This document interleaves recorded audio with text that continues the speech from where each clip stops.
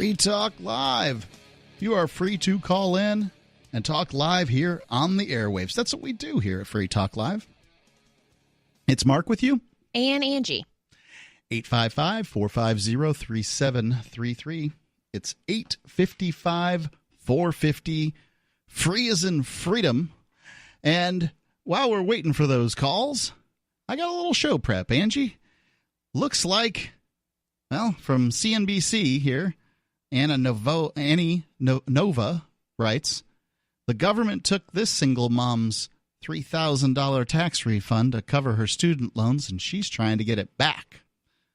And I think this is interesting because, well, these student loans have basically become the way to create serfs out of this generation that is younger than I. Right. And it scares the heck out of me that America has put into debt slavery nearly a generation. And certainly it's, I mean, if you are to believe that smart people go to college and that's what they would like us to believe, then many of the smartest people of a generation have been thrown into debt slavery because, you know, the important part is you get to college, not how you pay for it.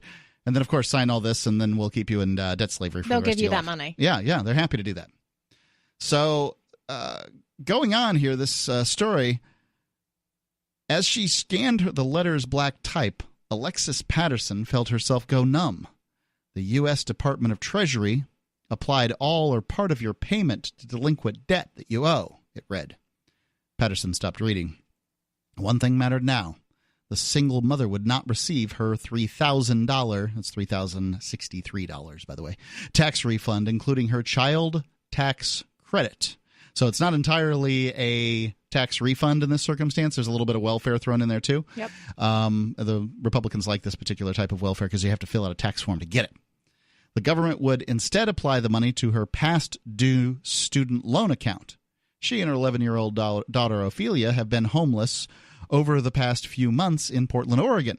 A refund, she hoped, would help them secure a place to stay. Everything just fell out from beneath me, Patterson, who's 47, said. Tax refunds are a lifeline for many people.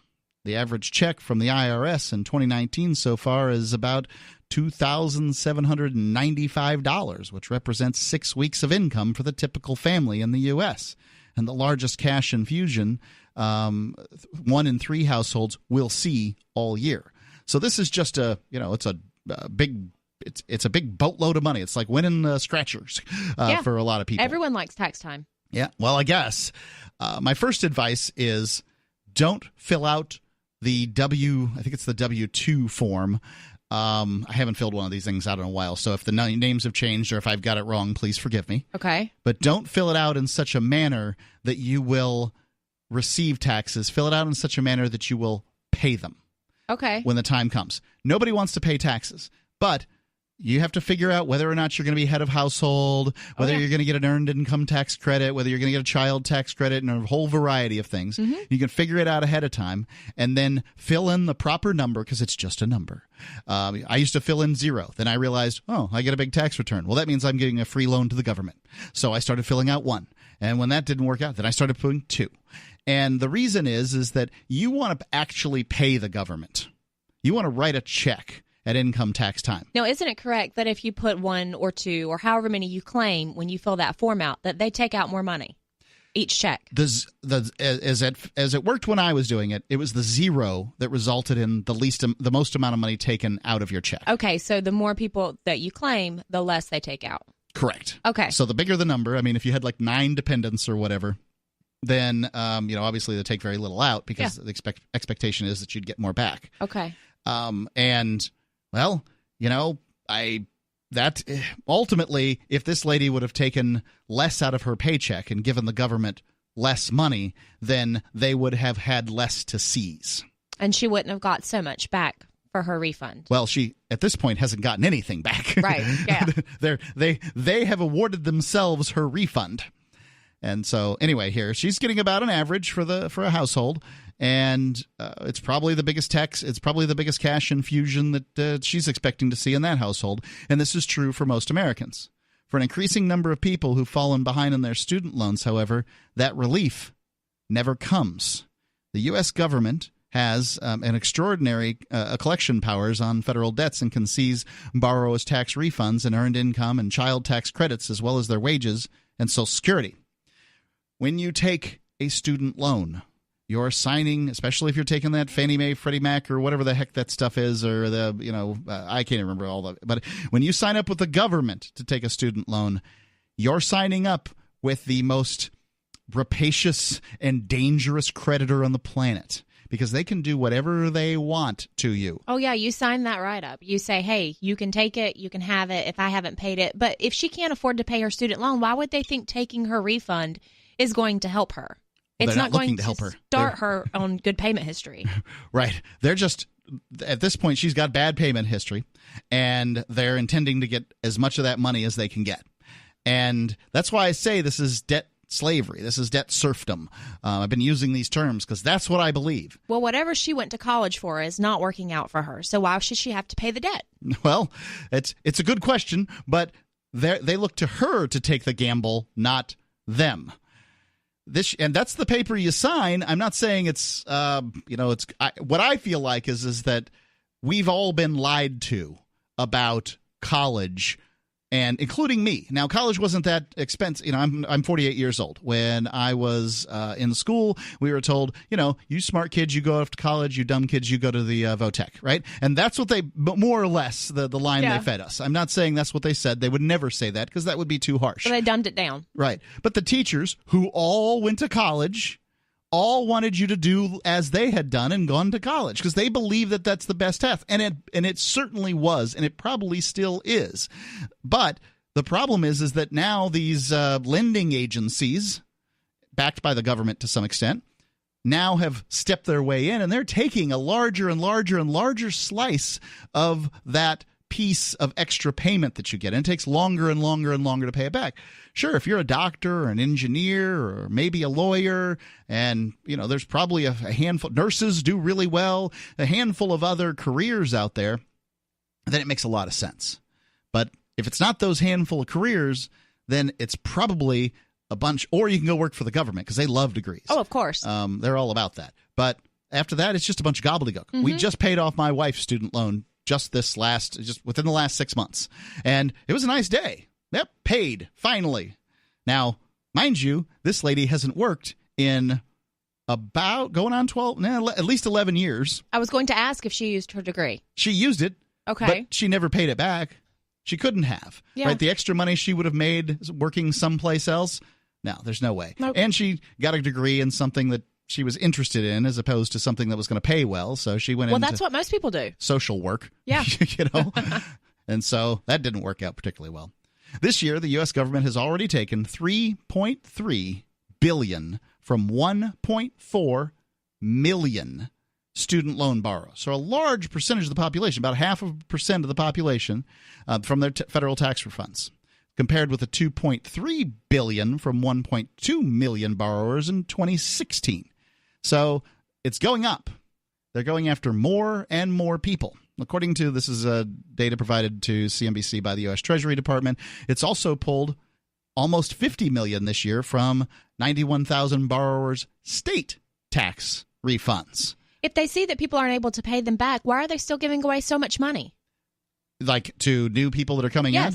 Well, don't think the government's losing out here. They're a creditor that can collect. More or less, if you're going to work on the books, they're going to get paid. That's why they're willing to put this out. Essentially, they're using their tax power to collect. And unlike any other borrower out there, you can borrow from lots of people. I mean, and only like Vinny the Shock, he's the only one who's going to be worse. You know what I mean? It just keeps on going up, up, up.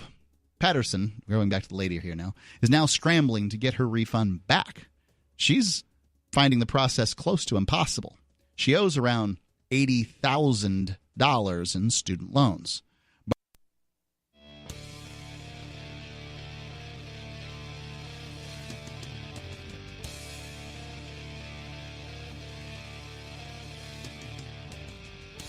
Free Talk Live. Call in, talk about whatever's on your mind. Tonight, it's Mark with you. And Angie. The number is 855-450-3733. We're talking about how the United States government has been taking more and more people's tax refunds to pay off their student loans. It doesn't seem to matter what condition you're in financially, they're going to take it anyway. One way that you can, well, protect your money from organizations that might want to take it is by having your money in cryptocurrency as opposed to U.S. dollars. And Bitcoin.com is your source for finding out all kinds of information about cryptocurrencies, probably most specifically Bitcoin Cash, which they believe to be the best and are making a pretty good case for that. So you go to Bitcoin.com, and they can help you choose a Bitcoin Cash wallet, for instance. And, the wallet will hold other cryptocurrencies, too, some of them. And you can buy Bitcoin Cash. You can show you where to spend your Bitcoin Cash, places like saveatpurse.com. You can also read the latest news and engage with the community on their forum. Matter of fact, you can get some free Bitcoin Cash. Just go to free.bitcoin.com. But, learn more. Go there. Start poking around. It's Bitcoin.com. I think you're going to be hearing a lot more about Bitcoin Cash these days because, well, I believe a bull run has begun in the cryptocurrencies. Just a belief. I am not a fortune teller. I do not see the future, but that's what I think. The trend says it has. Yeah, the trends, right? Okay. Let's go to Sarah calling in from New Mexico. Sarah, you're on Free Talk Live. It was announced yesterday that Walgreen, all the Walgreens will only sell cigarette products to 21 years or older starting next year. I didn't think Walgreens sold cigarettes at all. Well, they sell tobacco products, but it has been like 18. Well, 18's the legal age, right? Yeah, 18. Yeah, they sell all types of cigarette products and also alcohol products.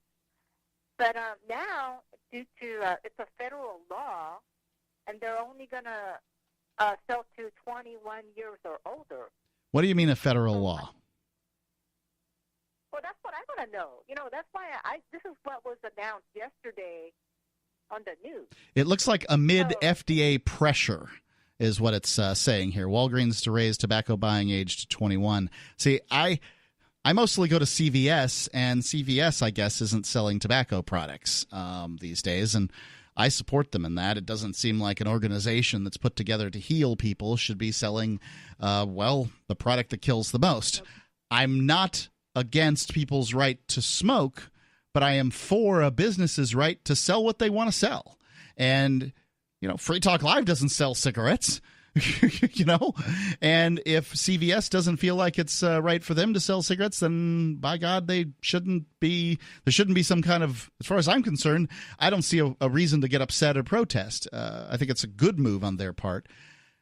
If your business model centers around these things, then I can understand it.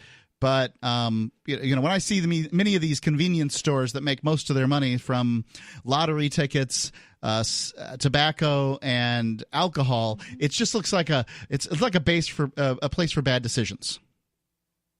No, but when did it become a federal law? It's not. Walgreens have to sell only to 21 years or older. I thought, here's the thing, is that I thought they were just working on it. We just only have 5 states that were trying to make it 21. So why is Walgreens going to raise the age to 21? I mean, because the federal government is pressuring them? The FDA put Walgreens on notice in February, accusing the pharmacy chain of violating rules that prohibit selling cigarettes and other tobacco products to underage buyers. That's people under the age of 18.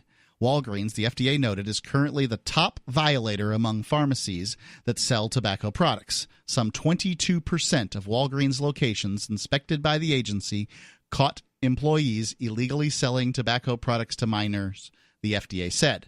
So, what likely happened here was the FDA said to Walgreens, you can pay the fine that comes with this, and it's not going to be fun, or you can stop selling to people under the age of 18 so that you aren't breaking the laws anymore. Or under the age of 21, so you aren't breaking the laws anymore.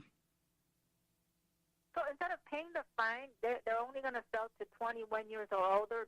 That's what I'm. That's me guessing from an article that I just pulled up while you were talking. It's just a guess, but that's how these things tend to work. Okay, and then also the federal government, they want to pass a federal law to make it 21 years or older, like the whole country. Yes, they're calling that T21.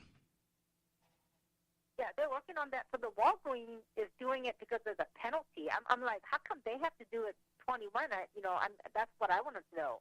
Now you know. Why?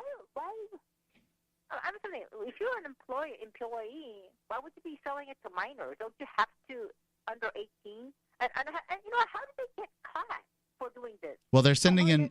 The FDA sends in, people who are under the age of 18 to buy cigarettes, and if they're sold cigarettes at the counter, then they're in violation. The Walgreens is in violation, or whomever. And if they don't, then they're not. Basically, it's a sting operation. Oh, it's a sting, but they okay. So then, why would those employees? What's it for them to be selling to minors? Why would they do it? Probably they're just not checking.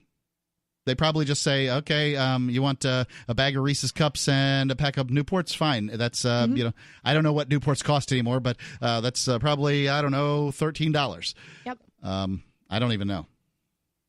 Well, it's more work, right? Back to your ID. Sure. I mean, it holds up the line. It's uncomfortable, too. I mean, I don't want to ask people for their IDs. I would not want to do that. But there's a law, and when you're working that particular location, you have to be aware of the law. And now Walgreens has to pay. They're in trouble because of what their employees were doing, as opposed to what they were doing. Well, you know what? I'm just so happy to hear that you have to be 21. Now they're going to be strict. Now they're going to be have to only sell 21 years or older, which means there's going to be less smokers across the country. Oh, I don't know about that. They can get it somewhere else. Are the kids getting alcohol in high school still? Because I was, and the drinking age was 21 then. As a matter of fact, what I do is I worked at a comic book store, and I would trade comic books to my friends who were over the age of 21, and they'd just bring me in one of those plastic bottles of vodka, 1.75 liters, the cheap stuff. Give it as cheap as one, and I'd give them double the value in comics because I had credit in the store, so I would essentially pay comics for vodka, and I was pretty happy with that arrangement. So I don't think you're stopping anybody from getting it. I disagree with you, because if you make it difficult, instead of grabbing, there's plenty of 18-year-olds to grab. Now you have to grab 21-year-olds and do them favors. There's less of them that you're to get a hold of for them to buy you a pack of cigarettes. The more you make it difficult, maybe it'll back it off the starting age from on average 15 to 17. I don't know. I don't know the answer, Sarah, but I don't celebrate it, but at the same time, smoking's bad. Thanks for the call. 855-450-3733. It's 855-450-FREE. Free Talk Live. Free Talk Live has found that though U.S. financial institutions are prohibited from doing business with foreign gambling websites, it's not illegal for U.S.-based internet users to gamble on those sites. People have been using VPNs or virtual private networks to connect to sites like games.bitcoin.com and play games with Bitcoin Cash. Games.bitcoin.com features poker, blackjack, roulette, craps, keno, slots, and dice. You can conduct your own investigation at games.bitcoin.com.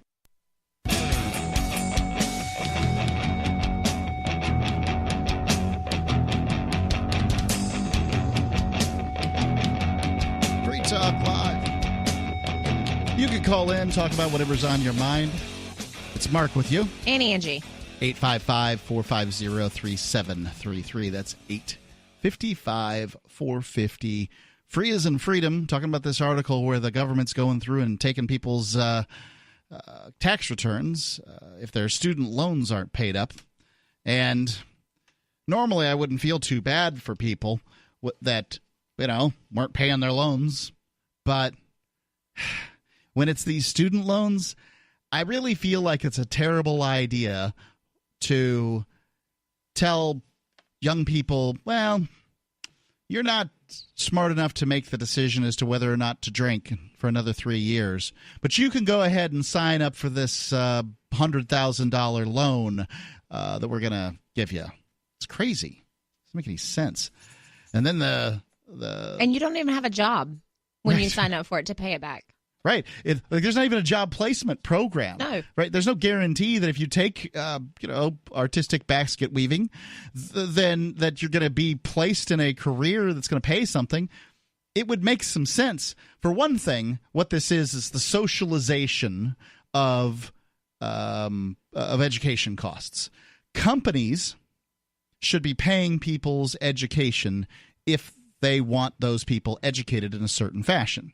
If Boeing wants aeronautical engineers, then they should be sending people to RIT for that. That's their problem, not our problem. And it's not a system that's particularly working out, to my mind. But a system that does work well is AnyPay. If you operate a retail business and you're looking for a solution for taking cryptocurrency, maybe you'd like to get one of those news stories that talks about from your town that says, hey, Angie's Car Wash is taking cryptocurrency. Well, that'd be good, right? Well, go to helpmetakebitcoin.com. I was just there today at helpmetakebitcoin.com, and it is so simple to set up. They walk you through. They've got a video. It's not even a long video to help you with everything. helpmetakebitcoin.com, and you can have all the benefits of taking cryptocurrencies like Bitcoin, Bitcoin Cash, Dash, Zcash, and many more. Just go to helpmetakebitcoin.com. Let's go to Matthew calling in from Louisiana. Matthew, you're on Free Talk Live. What's on your mind? Hey, Mark. Hey, Angie. College is one of the biggest rackets going. They basically tell you that you're not going to amount to anything until you get that piece of paper, at least a bachelor's degree. You forget the associate's degree stuff. That's right. You got to get that bachelor's degree. A doctorate is preferable. Master's, Yeah. So you do all of that, and it could be in something totally worthless, but you find yourself working inside a shop, doing manual labor, but an opening is opened up at the top. And then if you have that degree, you will get the supervisory position over somebody who has more experience, but does not have the piece of paper, simply because you have the degree. And right. The people who make those decisions, they have degrees. They do like degrees, yes. And I suspect that might be if you're working in some big company where this matters, but, in a smaller company where the boss who owns the place gets to see everybody, I don't think the degree is going to matter too much there, because it's going to be like, oh, all right, who's competent and who's not? And there's lots of incompetent boobs that have degrees. As the government got more and more involved in high school, the diploma became worth less and less. I think that's probably just going to continue to happen with the bachelor's degree too. Is that at some point it's basically going to be useless. The associate is useless now. Yeah, basically an associate is just you didn't finish school. That's it. Right, you started and didn't finish. It's probably worse than never having taken it. Are you going back? Right. Well, the thing is I would agree with you. Certainly, this is an absolute rule at any really large corporation, but I've seen this happen at businesses that have like 38 people. Okay. So I'm like, wow, how about that? Yeah. So your ability to advance in life is now completely dependent on your ability to sit in a classroom, understand the material, regurgitate it on a test, and not make waves. My experience in community college when I went, this is one of this what I'm going to tell you right now is one of the reasons I didn't go back, is I took their like an introduction to business course because, well, what else would you take? It was summertime and I had just started, I think, in summer 2 or something, and I took the class. I know what I got on those tests. I know how much time and energy I put into this, and I know that I got a C. I know it. I can do rudimentary math and average. I know what my grade was. That lady graded everything on a curve and gave me an A. Because they were a lot nicer than when I went to college. I got graded on a curve and I got a B. Well, and I realized, this is BS. Oh, this is what? Okay, so I'm supposed to sit here for 4 years and participate in BS, and I just can't do it. To me, it's a terrible business model. If I'm going to pay you, I'm going to tell you what to do. Mm-hmm. If you're going to pay me, you're going to tell me what to do. Yep. But I'm not going to pay you to tell me what to do. That doesn't make any sense. I mean, that only works for colleges and dominatrixes. All right? That's the end of it. And the government. Yeah, well, you don't pay the government. You're just robbed by them. Yeah. That is definitely a popular formulation for sure. Ciao. Thanks for the call, Matthew. Bye. Appreciate it. So going back to this story here where they were taking this lady's money, the borrowers in financial distress can request that the education department review and potentially return their seized tax refund. However, refunds are harder to get back than Social Security or wage offsets, said Priscus Yu, the director of Student Loan Borrower Assistance Project at the National Consumer Law Center. To do so, borrowers have to prove that they are at risk of eviction or foreclosure. Since Patterson, the woman they're talking about here, and her daughter have been homeless for months, she doesn't qualify. It's an absurdly strict standard that doesn't begin to capture the number of different ways in which borrowers are facing extreme financial hardship, Yu said. The Education Department is required to let borrowers know in advance that their tax refund will be taken, but many people never see the letter for one reason or another. This lady was homeless. How was she going to see the letter? She wasn't going to come to get it in her mailbox. You don't have to get it, Yu said. They only have to send it. The government also only needs to notify borrowers the first time their refund will be offset and not subsequent years. So once they take your money, then they just take your money. They're going to take your money. Right. The Education Department did not respond to CNBC's request for comment. Patterson said she never received a warning, although she also has little time to worry about that now. When they take your tax refund, there's more important getting it back, or what's more important, getting it back or proving you didn't get a letter, she said. And Patterson had been temporarily renting a room in Portland with her daughter when the bad news from the government arrived. Without more than $3,000 cash infusion, she said she can't afford to continue to stay there. They had to leave. We had to leave, and we had nowhere to live. They're currently staying at a friend of a friend's apartment for free until the end of the month, but she said her daughter hasn't been able to attend school for many days after what they've gone through. She's traumatized. The government doesn't always appreciate the significant role tax refunds and credits play for financially vulnerable Americans, Yu said. In conversations I've had with officials at the Department of Education, they view these tax refunds as bonus money. And that's how people should view them, but they don't. And, it's in many cases, it's your money that you're getting back. In some cases, it's sort of a bonus that you get for filing returns, but whatever. It's really tough. Tax credits and refunds are now low-income folks' vital funds for survival, according to them. So if you've got any thoughts on the government taking people's tax refunds, love to hear them. 855-450-3733. 855-450, free as in freedom.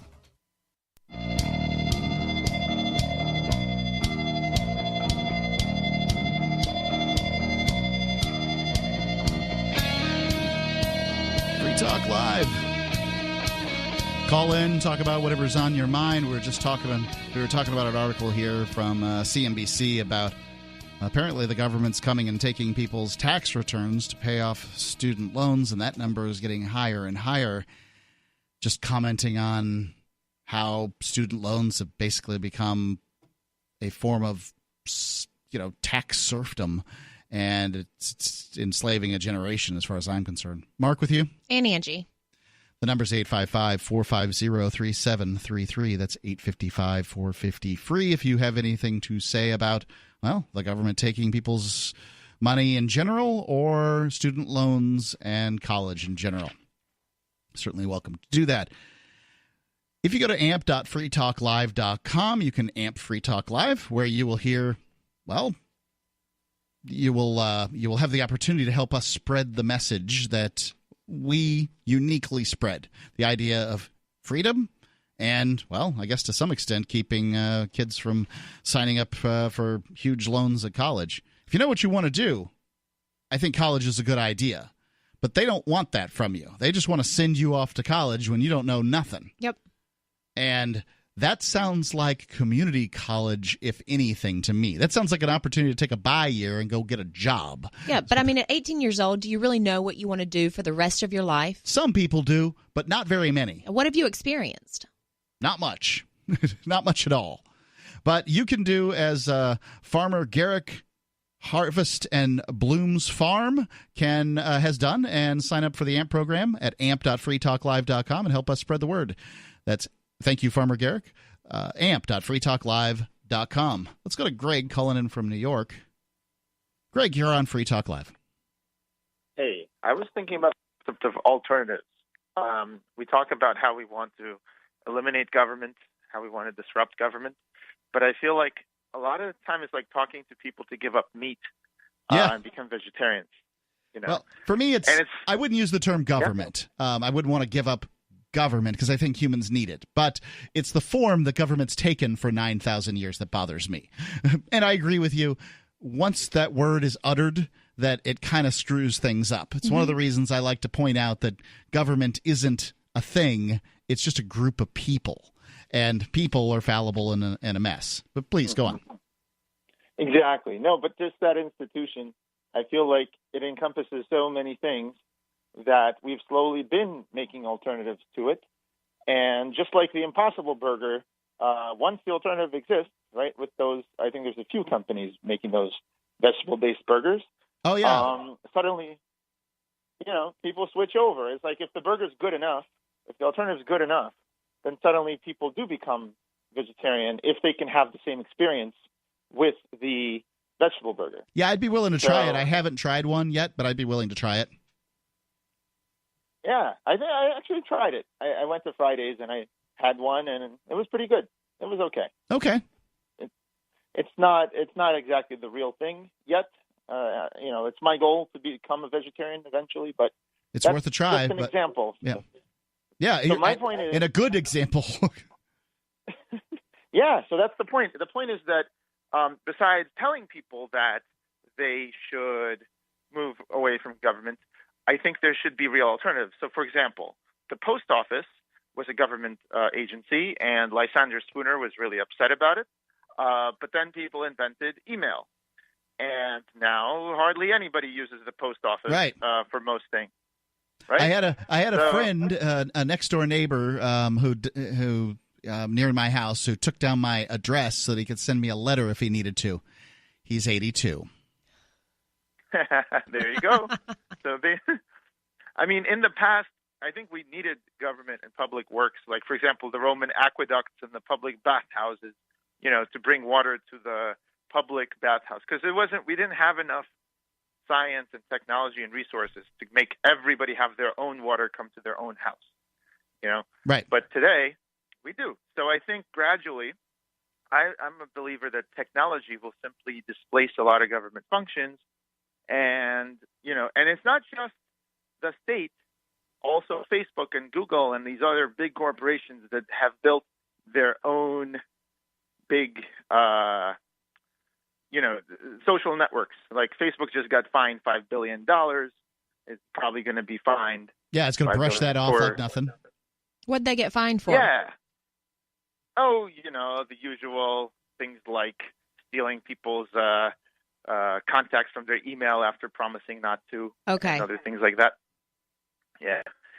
So my point is, though, that people will continue to use these things, and they will continue to use the state's services until there are alternatives that are good enough with open source software or some kind of technology like a desktop printer or a 3D printer for guns, or I don't know, whatever. They'll use that until there's a better alternative. And I think people need to build the better alternative like they did with Bitcoin. And that is the only way that people will ever switch over. Right. Complaining is only worth so much. It lets people know, to some extent, what they want. It helps people determine what they want. But complaining doesn't build anything. Sooner or later, somebody needs to build something. Because the government isn't, governments just don't hand out freedom. That's not their business model. They do the opposite. Exactly right. So what are these alternatives to these centralized social networks that you're talking about? I mean, are you thinking specifically about, Facebook and Google, and we're looking at creating things that are different than this? Oh, yeah. Well, I'm working on some things myself. I know you've been working on stuff like that. You've talked about, you've teased it throughout the years, and I'm interested in finding out more about this stuff as time goes by. Do you have a product that's rolled out?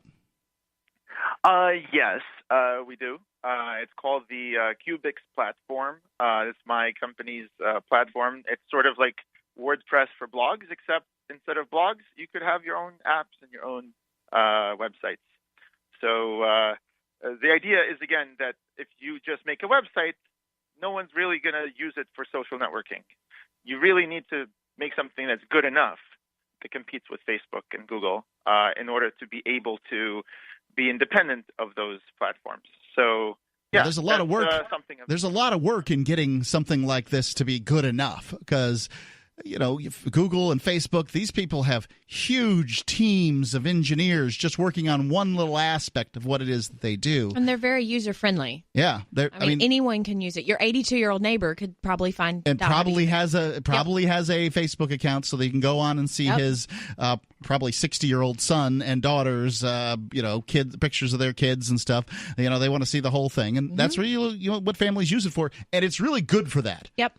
A lot of people use it as platforms to discuss their political ideas. I think it's terrible for that. I think it's just a way to promote personal businesses. Yeah. Agreed. Yeah. So just you're absolutely right. Problems. It took me 7 years from the moment I started this, until now. I've been working on it. I think I finally got it, and with a team. I'm not doing this by myself. But of course, I don't have any of the resources of Facebook. So, but at the end of the day, if you look at WordPress, it powers 30% of all websites in the world. And who is not powering them is Blogger.com and all these centralized platforms that could have powered them if WordPress didn't exist. So once it gets good enough, I think people start adding all kinds of plugins. And the other thing is, with open source, you could have an ecosystem of tons of WordPress plugins. So a small team could build the core thing, and then you get this ecosystem of like thousands of people, each contributing just a small bug fix or a small thing. And I think that's really, collaboration is really a powerful way to build this kind of stuff. Greg, thanks for the call. Appreciate it. What was the name of it so people can go check it out? Oh, it's Cubix.com, Qbix, 4 letters. Thank you. .com. Appreciate it, Greg. Cubix.com. Absolutely. 855-450-3733, 855-450-FREE.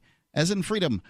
Going on with this article from CNBC, they've got other stories here. This Akalia McCandy, a single mother of 3 in St. Louis, learned earlier this year that her tax refund would be seized by the government for her student loans. Thanks to her child and earned income tax credits, she was expecting more than $8,000.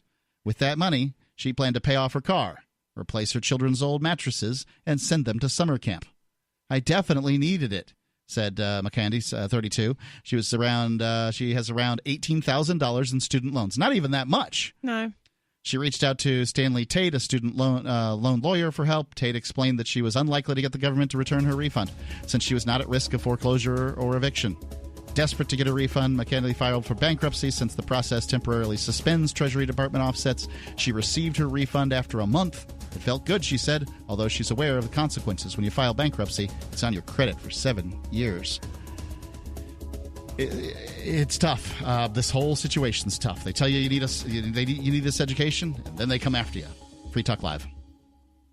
Would you like to hang out with Penn Jillette? He's keynoting Freedom Fest this year. I, for one, am thrilled. Freedom Fest is the largest liberty-oriented gathering in the world. They take a Big Ten approach with libertarians, conservatives, liberals, anarchists, capitalists, and just open-minded people mingling together to hear real debates, share real solutions, and converse freely. This year's theme is the Wild West, a time of liberty and opportunity, or a time of anarchy and violence. Maybe both. Go to freedomfest.com/FTL and get your tickets now. freedomfest.com/FTL. Not convinced yet? Hey, I understand. It's a high-end event. Even with coupon code FTL50. Sure, you're likely to receive investment advice that'll make that sum seem paltry, but I have something special for you. Go to freedomfest.com/FTL and you'll get the 5 best speeches from last year for free. Call it a test drive. Do yourself a favor and go to freedomfest.com/FTL. freedomfest.com/FTL. Use coupon code FTL50 for a discount.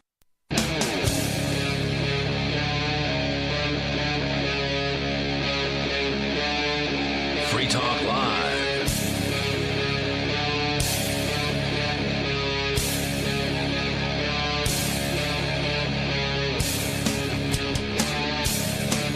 It is Free Talk Live, and you are free to call in and talk live here on the airwaves. That's what we do on Free Talk Live. We try to make it easy for you to get your message out. It's Mark with you. And Angie. Angie, you brought in a piece of show prep that I was interested in. Apparently, there's a police department, and this police department happens to be in the free state of New Hampshire. It does. That is, well, they got a drone program. Now, these things have been going on around the United States, and I guess it shouldn't be a surprise. Civilians are using drones for all kinds of things, and now police are using them too. So what's the story? Where's it from? It is from CBS in Boston. Okay. It says New Hampshire Police Department launching drone program. The Portsmouth Police Department is launching a drone program. Lieutenant Christian Cummings told the Police Commission on Tuesday that a drone provides an eye in the sky where we wouldn't normally have one. That can be useful in, say, crowd control circumstances. Maybe if there's, I don't know, if they happen to be somewhere near a bank robbery or something. But it's in Portsmouth. How dangerous can it be there? There's not a lot of crowd control situations in Portsmouth, no. But they want them anyway. And they've got a huge tax base in Portsmouth. So the cops have to have things to spend their money on. Oh, they have lots of money. Yeah. And I'll bet you these drones aren't the $300 jobbies that you all get at the store there, the toy store or whatever, the hobby shop. Not even close. No. The article says that the reports that Cummings detective Eric Windstorm and Officer James Nuri said the program will start with $69,638 of a Homeland Security grant. That's a good chunk of change. All right. Of course, this is what they love. They love themselves a good grant, and they have grant writers to do these things. Says Cummings said the team plans to purchase a drone with 2 cameras, one for surveillance and another with infrared technology for searches. Cummings said the drones will help members of the Seacoast Emergency Response Team deployed to high-risk emergencies. He said drones can also be used in searches to map crime scenes. Okay, I suppose all of those things make a certain amount of sense. I imagine, as you said, that Portsmouth there's probably not a lot of big crimes that are going sort of unsolved that drones are going to fix. How many solutions per year do we expect to get out of this? And I would say the answer is very, very few, vanishingly few. Yeah, but for $70,000, what kind of drone are they going to purchase for that much money? Do they need that much money for a drone? It's going to be a really nice drone. And this is how it goes, right? Like the police needed cameras on their chests now, and what's it cost to get a camera? You can go get for $100 you can get a pair of glasses that'll have a cam on it and or a microphone. Whatever. Yeah, you think of that as the price tag? No, each one of these outfits is 5 figures for these guys. For each officer? Oh yeah. And that's because it has to broadcast or whatever. But then they turn them off, and you don't even get the feed from them. Well, they have to have privacy. Of course, because you don't want to know what they're doing. Right. So some of them actually will broadcast 30 seconds before and 30 seconds after they turned off or something. That's how they caught one cop, which was kind of an interesting story. He was planting drugs on a scene, and whoops, got him. Now, do the cops know that they? I guess they do now. That they know that they broadcast 30 seconds before and after. I think that he knew. He just forgot. Kind of thing. He didn't watch his watch and count down the 30 seconds. Oh, it's time. Right. He just didn't pay attention. He thought he turned it off and whatever. Yep. Didn't think it was going to be seen. And Anyway, it just happens that way. So I look. That's really all it says. Yeah. So lay them on me again. What are these list of things that they're hoping to accomplish? They're hoping to help with searches and for infrared technology. Right. So if a kid's lost in the woods, they're going to look for him. Maybe, especially if it has infrared, then it gets a lot easier to find them. Then you got a huddled little thing there, chase off the badgers and the foxes, and pretty soon you find the kid. And it could be useful for that. I mean, I can imagine that the community and especially the parents are going to be pretty grateful for that stuff being on site. Doesn't really sound like a cop thing. Sounds like a firefighter thing. But regardless. Are missing children a huge thing in Portsmouth?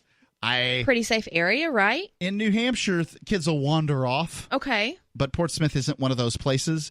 There's not a lot of woods in Portsmouth. Yeah. It's a metro. But they probably could loan it to one of the surrounding towns that has more of that. So, all right. So searches, infrared searches. I gotcha. That's all it said. It said for infrared searches and surveillance. Okay, surveillance. Yeah, I suppose they could be. And they're going to watch their citizens closer? Yeah, they're going to do that. That's no doubt, right? They've got some kind of drug bust situation that they're hoping to do. They're watching a house. They're going to send the drone up to keep an eye. It's going to be kind of quiet up there, and it can look and see who's going in and out the back door. The eye in the sky. Right, it's going to be all that. So it's very Big Brother in that way, no doubt about it.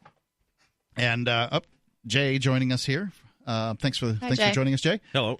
And we're talking about apparently Portsmouth, New Hampshire has decided that in order to better serve its customers, its citizens, it is now employing a force of drones that aren't cheap. Angie, what do they cost? They got a grant from the Homeland Security for $70,000. 70 grand, so probably one would be my guess. Yeah, well, I'm sure the government-approved contractor that is supplying said drone, contributes handsomely to the local Portsmouth parasites, bureaucrats. It would be difficult to know who or why, but I think this is just another toy for them. Absolutely. But this has got an infrared camera on it. I don't have any idea what it would be like. This isn't some $300 drone you get at the hobbyist store, but... And it looks very hefty, the picture of it that I'm looking at here, because it's able to lift quite a sizable camera with it. So it looks pretty Maybe my brother will call in bulky. and explain this to us. He lives and breathes for drones now. He races them, right? He's a professional drone racer. He's been going to Ohio and Florida. Professional. Yeah, literally. He's like on ESPN stuff. He's one of the top guys. Do they? Does he make enough money doing it to live? No. Okay, that's why I'm air quoting. Yeah, well, I don't think really anybody is yet. No, I can't. He's definitely has sponsors. He gets his plane tickets paid for. He's getting hotels paid for. He hasn't got the plane tickets paid for to fly his wife and kids out with him, and accommodations for his wife and kids to go to Florida and Hawaii and. Yep. Places, but and he actually does one of the biggest drone meets in the Northeast in Steventown, New York, every year. Him and a couple of his, our family refers to him and his drone nerd friends. They got this huge thing where it's actually they've been selling out of tickets every year, and they've been expanding it as much as they financially can because that's if he had a $50,000 to throw at it, he could.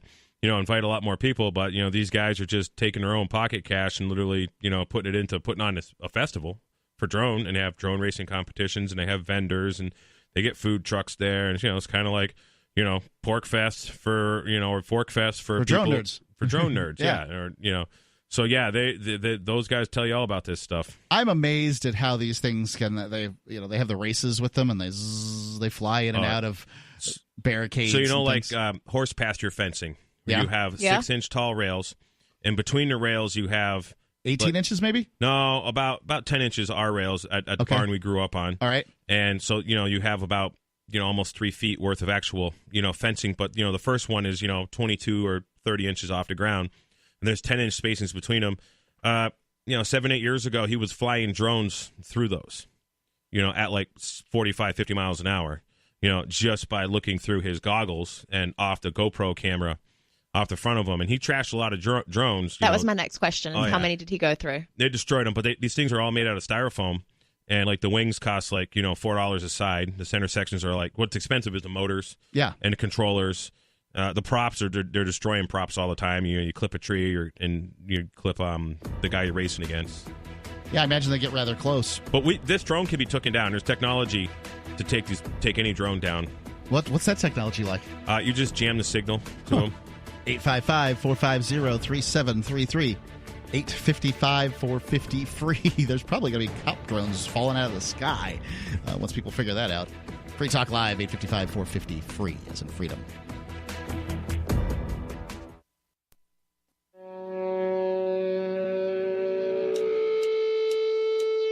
Free Talk Live. You're welcome to call in and talk about whatever you want. We were just talking about a police department in New Hampshire apparently getting a drone, and I guess this isn't particularly new news. Lots of police departments are getting these things. One wonders what they're going to use them for. Concord has one.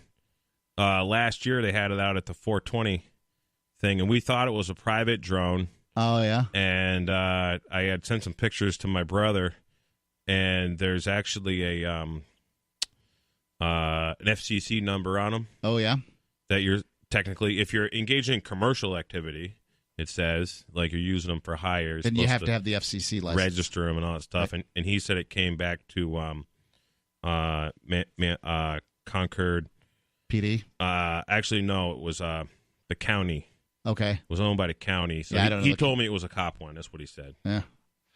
Well, speaking of your brother and drones, he's going to be running a drone class of some sort at Fork Fest this year. Fork Fest is a camping festival that we're going to be at, and it's going to be a lot of fun, June 13th through the 18th in the White Mountains of New Hampshire at Rogers Campground, where it's been up to this point, and there's another camping festival there that should be pretty exciting. But, we'd love to see you out there. Just go to the website, forkfest.party, June 13th through the 18th in the White Mountains of New Hampshire, forkfest.party. Tell us about what this event that your brother's having. Well, so I told him, I says, hey, I'm doing this man camp thing, and we're teaching people stuff, and we're teaching, people like real life working skills, and and a lot of the regular listeners are already familiar with my man camp stuff that I'm working on. And so when I was actually talking to Josh today, and I was like, hey, you going to bring some drones up to up to Rogers Campground this year for Fork Fest and Pork Fest? He's like, yeah, I am. And I says, well, you really people are always asking about drones, and people are always talking to you about drones. So why don't you do an explanation on drones? Why don't you do a demonstration? Why don't you tell the people about the technology? Why don't you educate people on them and tell them, he's like, oh, I'm not letting anybody fly any of my drones unless they've done the class. Not the class. Okay. I mean, you don't just get sort of a flight simulator. You hook an actual one of these remote controls that you control your drone with, and you basically hook it into your computer, and then you fly a simulator, and it simulates a bunch of things. And basically, as far as Josh is concerned, if you can fly whichever simulator he likes, I don't know, there's all there's a whole bunch of them, but if you can fly a certain simulation, he'll let you fly his drone. So, for example, guys there's a whole bunch of people that have been going to this festival for years to fly drones and understand them. He'll let and those guys kind of get together and chat and talk about them and stuff. So he's going to kind of have maybe an educational roundtable discussion. It's looking like, we haven't got all the details, but it's going to be part of the festivities up there. I think it'll be a lot of fun. Oh yes. So, you know how that's daylight savings time is one of the things that we talk about. It's always coming up in the news, and I feel like there's this momentum for doing away with daylight savings time coming up. Free Talk Live's been talking about it for railing at the government for their control of time. But, and I'll admit there are some advantages to daylight savings time, but the disadvantages seem to outweigh it. And it looks like Idaho. So I always look for daylight savings news. I don't know why, but it interests me. I'd love to see it gotten rid of. And I like calling it daylight shifting time. It just really makes more sense. Every time Daryl says that, I'm like, that's just like perfect. You know? Shifting time is better. Going here from Boise at the IdahoPress.com. I don't even think they have an author. They don't have a byline on this one. It's amazing. Oh, yeah. Savannah Cardon. I don't think it gives her email address. It says, changing clocks twice a year to account for daylight savings, daylight shifting, poses health risks among other problems for Idahoans. And everybody else, said Rep. Christy Zito, whose bill to eliminate daylight saving time statewide advanced in the House on Tuesday. After no debate in the Senate State Affairs Committee, Zito's bill was sent to the House floor with a do-pass recommendation. It would exempt Idaho from daylight shifting time changes, leaving the entire state in standard time year-round. Representative Book Green, Democrat Boise, cast the one vote against the change. With daylight shifting, Idahoans move their clocks forward in 1 hour from March to November. Every time the time changes, it causes issues with businesses, crime increase. Farmers and ranchers supposedly have to shift their schedules, Zito said. Zito, by the way, is a Republican from Hammett, wherever that is. The periodic time change can lead to seasonal affective disorder and depression, she said, creating problems for people who are pregnant or suffer from cluster headaches. My biggest urgent argument in favor of it is there are health issues, says Zito. By the way, it's also difficult on kids going to school and stuff like that. It's hard. And they do see heart attacks go up surrounding daylight savings time. So shifting time. Even the LRN.FM feed is affected by it because Ernie Hancock starts his show at 6 a.m. In Phoenix, and Arizona doesn't participate. Doesn't shift. Yeah, it doesn't shift. So the LRN feed, so the Ernie show, during the wintertime starts at 8 a.m. and then Eastern, and now it's at 9 a.m. Eastern, unless things have changed. But that's I remember when I was out in Colorado all the time, I'd be like, oh, how come Ernie's show's not on? Because I'd listen to it every morning out there while I was working, and confused as to the time it starts, and it is confusing. Another thing is that people write EST, right? Like just to tell you what the time zone is. Well, most people don't know when they're in standard time and when they're in daylight time. So I just say Eastern. I just write out the term Eastern rather than saying, trying to explain to people what EDT means, Eastern Daylight Time. And the Eastern time zone spends more time in the Atlantic time zone, one time zone shifted ahead, than it does in its own. Daylight shifting time shifts you one time zone forward effectively. So your Eastern time zone spends, the states in Eastern time zone spend more time in the Atlantic time zone than they do in the Eastern time zone, but everybody just calls it Eastern because, New York and Washington are here. It's a confusing mess. I remember screwing around with a GPS I had years ago. And the GPS, you had to set it for either Eastern Standard Time or Eastern Daylight Standard Time or Atlantic something or whatever. And I can remember like driving back and forth like Colorado to New England for years. That GPS was like it never just gets a time, like it was always like an hour ahead.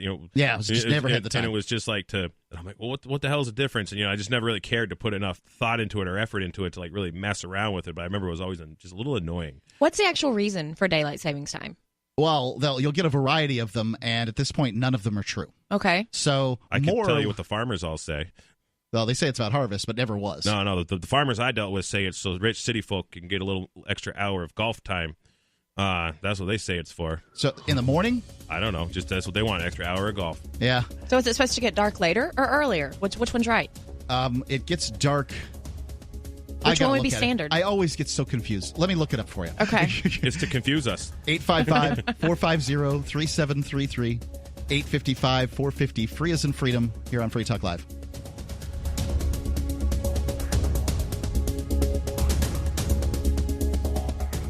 If you want to move to the free state and you're looking for some real estate, well, I know a guy who's really great. It's the Realtor Mark Warden. Looking for a great real estate investment? Consider New Hampshire, which is ground zero for the Liberty Movement. Your first call should be to Mark Warden from Porcupine Real Estate. He's more than just a real estate agent. He's your New Hampshire concierge. Where are the best places to live? Do you want farm, city, the burbs, or forest? Do you want a duplex or multifamily building so that renters pay your mortgage? There are homes in all price ranges in New Hampshire, and Mark can help with financing too. Invest in liberty and property. Mark Warden can help. PorcupineRealEstate.com.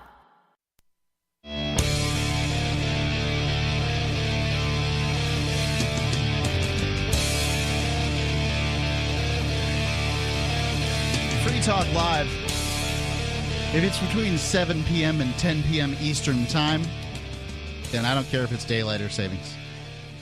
Whatever Eastern Time is, wherever it is. I don't think there's any states in the United States that choose not to participate in Eastern daylight shifting time. So it's safe to say anytime it's Eastern time. I don't know about the Canadian provinces or the Caribbean states or anything like that. So you'll have to figure that out on your own. But 7 p.m. to 10 p.m. Eastern time, you can call us and we'll be on the air. Doesn't matter if it was Easter recently and we were doing a show. So, we'll be here.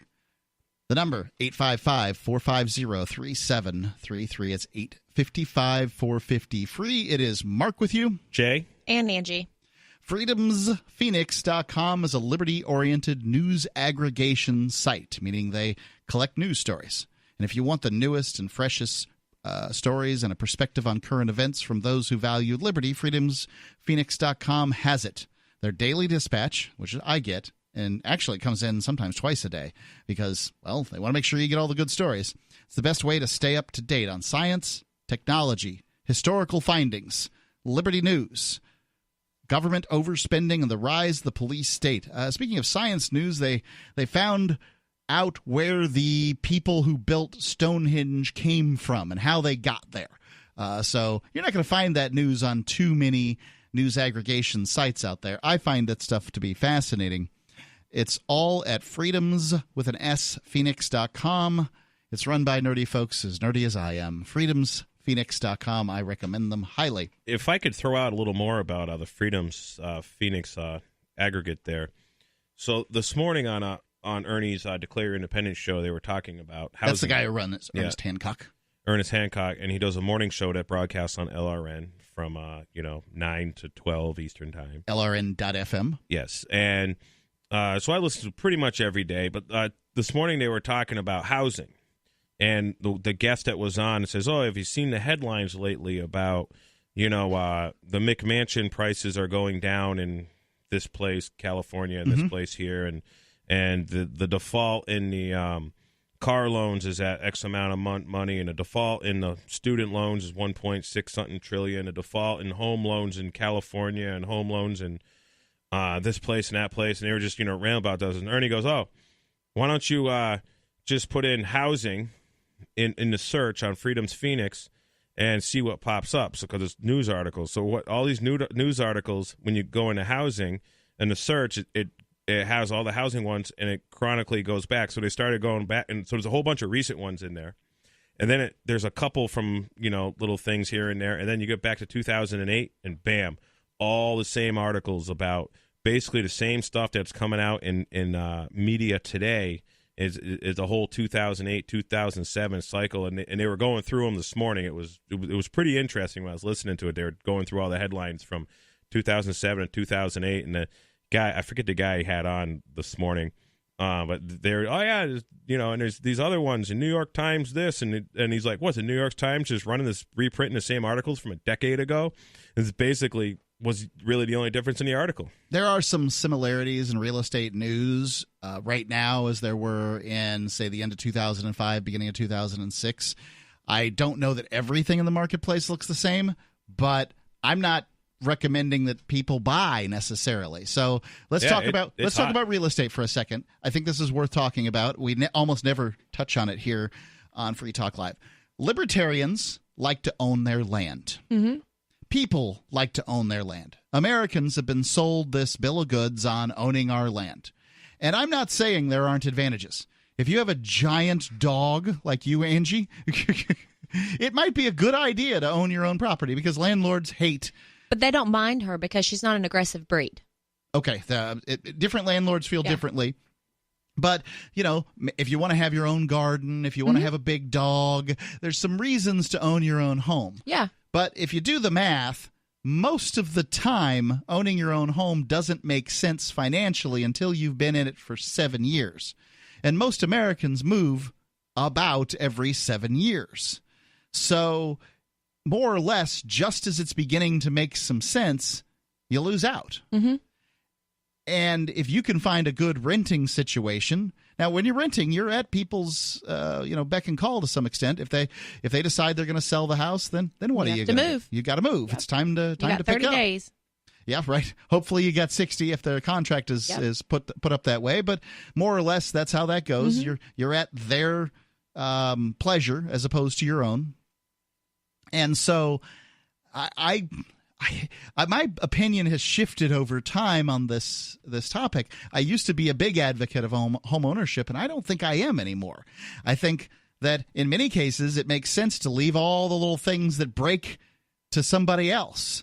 It certainly does for certain people. Yeah. There are people, like, for example, the home I bought, there a lot of people looked at it and are like, wow, I wouldn't even take this on. They're just not even interested. Just a lot of repairs. Yeah, a lot of repairs, a lot of places that hasn't been maintained in a while. So presumably you got it at a pretty good price. I did. I got it for a good price. And that's one person that can really benefit is a person who is willing and able to do a lot of repairs on their own and can put sweat equity into the house. Oftentimes you still won't be compensated at your normal rate, but nonetheless it can work for you. Yeah, like my buddy's a roofing contractor. Yeah. And I was telling him all about the property. And when I was buying it, and I go, "What would you do for an estimate?" He goes, "It would be at least $100,000." And he goes, and honestly, he says, I would probably say like 150 just so I wouldn't get the job. And he goes, right. I get because there's a lot of good low hanging fruit out there in the roofing business. No need to. It's just like the auto body guys want to work on collisions. They don't want to work on rust. For example, my place was like a rust case. If it was, it's just hard to do in the car world. But you were talking about renting. Max Kaiser's show I listened to quite a bit. Okay. And he was an early adopter in cryptocurrency. Yep, he's always talking about crypto. And Blackwater Property Management is one of the world's largest owner of rentals. Okay. So he's talking about how Blackwater gets all this free money from the ECB, European Central Bank, 0 or 0.001% interest money. And then they go when there's housing meltdowns, and they go buy up all these apartments. So, like, for example, they own in Dublin, Ireland, they are the largest owner of apartments. They own 3,000 units in Dublin. Pretty impressive. They are the largest owner of rentals in everywhere in Europe, almost all the major cities. And what they've done is... It's smart, right? Like you wait until the housing market crashes and then you go in, you get it at pennies on the dollar or, dimes on the dollar at the very least. Right. And you then, when the market comes back, and it always does because people still need to live places, then you're in pretty good shape. And it's a private equity firm, essentially, is what they are. It's just a part, and they get this money from European Central Bank, for example, at nothing. And like the average guy, the average European or Irish guy or Scottish guy, he can't get an interest rate to go buy a dozen apartment buildings or a dozen units for 0.00 something percent. And these major private equity firms do, and they literally buy up major city blocks. And as Max Kaiser puts it, that the banks help destroy these neighborhoods. They were talking about how in 2008 here in the United States, all the a lot of the African American neighborhoods, around the major cities got decimated, and their property values went down, and a lot of these private equity firms just went and bought up everything and just jacked the rent right up. And this is what they're actually suing. The United Nations or the World Trade Organization, or one of those organizations they were talking about, has actually saying that Blackwater, the property management company, is literally a predator. They're very aggressive about evictions, and they're just jacking the rates up because they have monopolized a rental marketplace because they own so much of it. And there's all these other companies own big blocks of it too. There's very few like mom and pop rental operations, I guess. Let's talk about evictions, because as a landlord at times, I guess I think I can safely call myself a landlord. I have one unit, and I've had this situation that I've had to deal with. 855-450-3733. 855-450-FREE. Is it predatory to kick people out of their houses? Free Talk Live.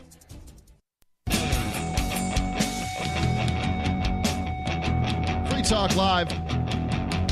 Call in and talk about whatever you want, but we're talking about sort of renting versus buying, and sort of some of the ethics of being a landlord, that kind of thing.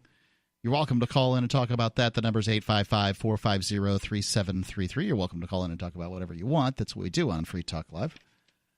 Looks like we got somebody on the call-in lines, too. If you go to discord.freetalklive.com, you can download the app and sound great. Want to tell you about the AMP program. If you go to amp.freetalklive.com, you can support our unique form of programming here on Free Talk Live. There's nothing like us on the air. You can't just call in, talk about whatever you want on national radio, but you can on Free Talk Live. We also... Sarah will attest to that. She gets kicked off of shows. She does. Local shows. She can get on Free Talk Live. You can do it like Venkman has, who's a platinum amplifier. We just ask people to give $5 a month at the AMP program, but Venkman has gone much deeper in at $25 a month to become a platinum amplifier. Do all that at amp.freetalklive.com. That's amp.freetalklive.com. Jay, before we go into this whole rental thing, I want to take Wikiwea on the Discord lines. Wikiwea, you're on Free Talk Live. What's on your mind?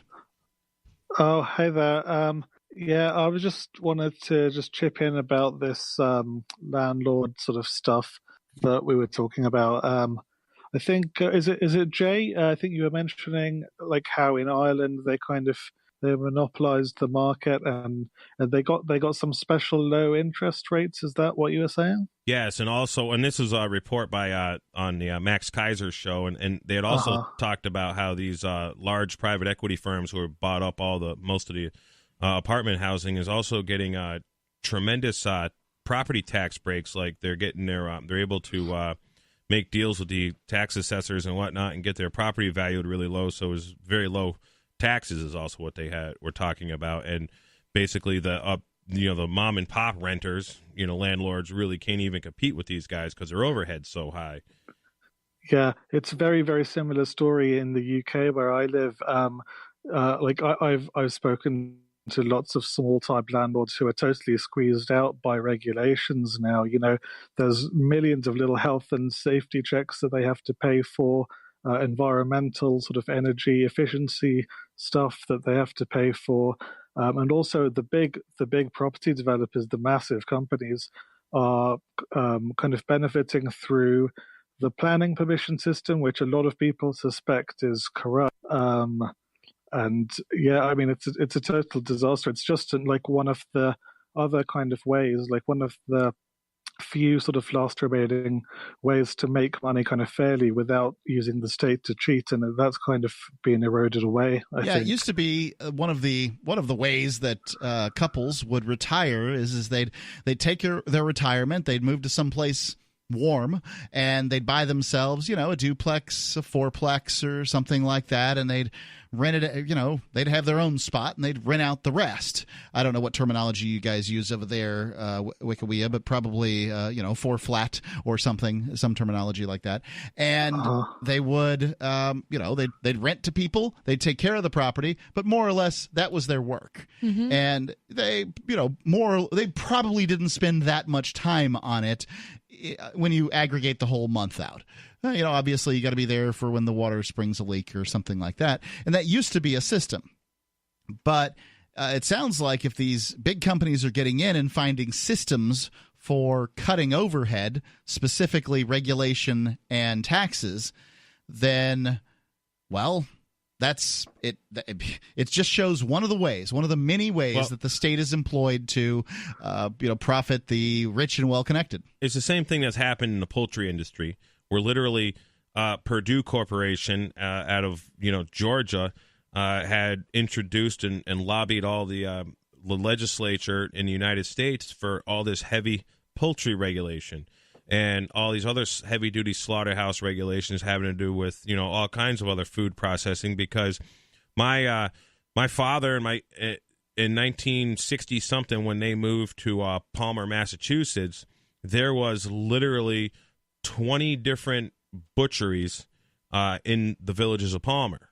And you could literally take your chickens, drop them off to the Polish butcher, then the Italian butcher, the Irish butcher, and get 3 different types of or your pork or whatever or the preference cow, was, whatever you wanted. There was several to choose from, and it was literally the regulation that killed that was written by Purdue, and now we know that pretty much all the poultry consumed in this country or produced in this country is all produced on these, massive farms. Mega. There are millions of chickens they're raising at a time. And actually, in this Max Kaiser report, 1374. Let me get a comment here from Wikipedia first. On what he was just saying, no, I mean that's interesting. I wasn't aware of that. I wouldn't know how to compare to the UK because I don't know about the poultry. So how do these stuff. boards make it easier for big businesses to buy houses and rent them? Because renting and buying houses, they still need people to do it. These people are just employees, and employees now with salaries and pensions and benefits and all that other stuff. It would seem like it would be difficult for a big company to compete in the area of real estate. But if they're managing to duck regulations, how are they doing that? Well, I don't know how precisely, but I presume it's largely to do with being politically connected. There was on it in the UK about how a lot of these buildings are sort of brand new buildings being built right now, and a lot of them don't meet sort of the minimum standards and things. And okay, you might not be in favor of these regulations existing, but the fact is the little guys wouldn't get away with not following them. Right. I don't know exactly how. I don't know the mechanics of it, but I know presume how it happens. Because it happens here in this country too. Yeah. I mean, you just make it comfortable for the building inspector. If you're a land developer, there was a land developer in Palmer, Massachusetts, and he developed a bunch of land, built a bunch of houses, lots of issues. Wikiweya, thanks for the call. And okay, thanks. The former building inspector, Roulette's his name, ended up retiring because a lot of pressure started coming on these houses that he approved, a decade ago. Started literally sinking, having all kinds of issues because there's several development to have all this issue, and they just literally the guy signed off on all these things, which upon further inspection didn't happen. Right. And everybody knew that the developer and the in town that they were drinking buddies, that they were pals. And I see. So one of the things that I find sort of very interesting about all this stuff is that people say without these building inspectors and without the government being involved, then people would do shoddy work, and the standards wouldn't be met and whatever, right? Well, what evidence do you have that that's occurring now? Because monopolies tend towards poor customer service and poor accountability. Well, the building inspector's a monopoly. It's not like somebody goes in there and says, we, the building inspecting company, put our name behind this. We're licensed and bonded. And if this doesn't meet the standards that we say it meets, then you can sue us. Yeah. I don't know that of anybody who's ever sued a municipality because the standards weren't met on whatever their house is. They did in Palmer. Okay. And guess what? What happened? The same thing that happened when I sued them. They said, "Oh, we have sovereign immunity. Yeah. We have sovereign immunity. We can't be sued over this." Yeah. There's no There's nothing you can do. So they jump in. They say, we're going to provide a service. Bum, bum, bum. And then, and everybody wants the service. Certainly, when you put drywall up, you can't tell. The average person can't walk in and tell, oh, well, this electric isn't going to catch fire. Right. They don't know. Nobody can tell. They don't know whether the plumbing is in, at the standard it's supposed to be at. They don't know any of this stuff. They just want the house built right. Everybody wants that. And the expectation is that you pay all this money and jump through all these hoops for these building inspectors. Now, when I built my house, there was the building inspector came through 2 times. Walked through the one time and just sort of said, there's a frame of a building, all right. And walked through a second time and, looked and made sure that the drywall was up correctly in the garage and then gave us an occupancy permit. I mean, nothing happened. And now I'm not saying anything bad about the guy because he knew that I didn't want a lot of pressure from him. Now imagine you were a troublemaker and the town didn't like you. Well, they had every reason to. The building inspector liked me. The town did not. Or to one of the building inspector's friends. Let's say the building inspector has a reason not to like you. Yeah.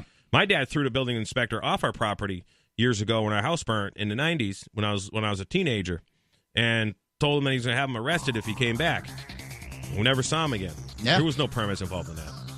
855-450-3733. It's 855-450. Free as in freedom. Call in, talk about whatever's on your mind. What are your building permit stories? Because this stuff is, it's a mess. Free Talk Live.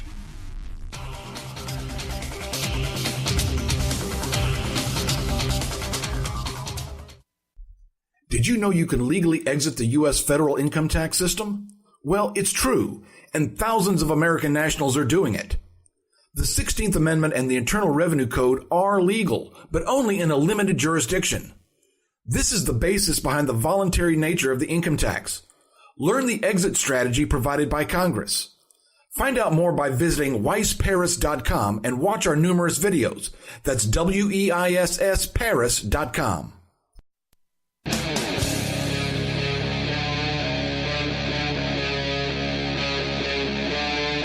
Free Talk Live.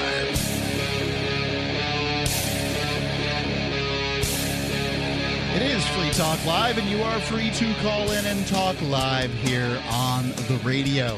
It is Mark with you. Jay. And Angie. And, well, we've kind of got 2 concurrent topics going at the same time. We were talking about daylight savings time, and I guess they're looking at eliminating it in Idaho, which, not a lot of people live there, but I think that there's this building wave against daylight savings time, and I'm for that. But the topic of big businesses, specifically this one business called Blackwater, buying up houses and doing sort of rental on a larger scale. Mostly Europe. Yeah. Mostly rentals had been done by individuals. So maybe a corporation would own a rental development or something, but they might have 2 or 3, but they weren't done on a large scale with a company doing these, doing the whole deal. Big company. Now it's getting more and more like that. And one of the complaints is that these companies are too quick to, basically kick people out.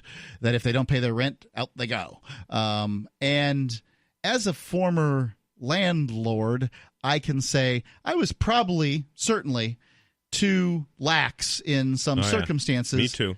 And as a result, people could smell that. Like hustlers know when you're not going to do the right. You know when you're not going to be a stalwart defender of your own investment, and you begin to ratchet down the list of most important things to pay. The number one thing to pay if you're renting should be your rent. Absolutely. Right? Yeah. It should be top of the list. And if it's not, then some people, they're gonna put the power bill first. They're gonna put the other bills first, and then they're gonna be like, well, and the kids need to go to school, and the cigarette and beer budget and cable TV. Everything then begins internet. Then begins to go above yours. And once you're in that circumstance, you're out of luck. There's no way to crawl back up the list. And I don't feel particularly bad that a company has this system of kicking renters out when they haven't paid their payments. I do feel bad that they use regulation and relationships to lower tax bills and the sort of claims that have been made here to squeeze out competition. To squeeze out competition, because that's not good. But if somebody's not paying their rent, well, out they should go. As far as I'm concerned, honestly, they should go. It should go based on what the contract said when it said it, and I think that's the fairest way to do it. But it's easy to go after big companies. Oh, this heartless big company, this mother's been kicked out, and all this stuff, as they always do. But somebody. It isn't free to live places. But they're a business. They're in that business to make money. Yep. And if you're not paying your rent, they're not making their money. Right. And somebody would. And so you're keeping that space from somebody who is going to pay. That's it. And that's tough, I guess. But my mother and uncles owned a company that had duplexes, and I managed those duplexes. And I can tell you that, they could see me coming a mile away. I had to, as a person who was representing a company, it was easier for me. But when I was doing it on my own, it got a lot harder. And I remember one particular renter who paid his first and last and that was his last. He never paid rent after that at all. How long did he stay there? About 6 months, and it was hard to get him out. We had to go through the legal system, and he finally left. And what is the law? Like, you have 30 days. You have to give them 30 days to get out? More or less. Okay. That's how it was. And you had to post things on the door. And then once they posted on the door, if you take money from them, then you have to start the process again. So the idea is to hand you a little bit of money in order to keep things off, right? Yeah. And, I didn't know all the laws. I was just trying to rent a place out. And then when he left, it was a pigsty, and I had to go through, just basically with a manure shovel, taking all the crap off the floor, then had to steam clean the floors and, all this stuff. It was a nightmare. And there are landlords out there that have far worse stories than I ever had. Mostly the things weren't broken. I just had to clean a lot of stuff. No, I knew a girl who stuffed dirty diapers in the radiators, like in the heating vents, because she got evicted. I was like, are you kidding me? She was like, oh, yeah, they evicted me, so this is what I did. I said, that's just horribly disgusting. Right, it's terrible. And, why'd you get evicted? Because I wasn't paying the rent. I didn't pay my rent. Right. Yeah, that's what she said. There were some guys that got evicted of some property management operation I know of.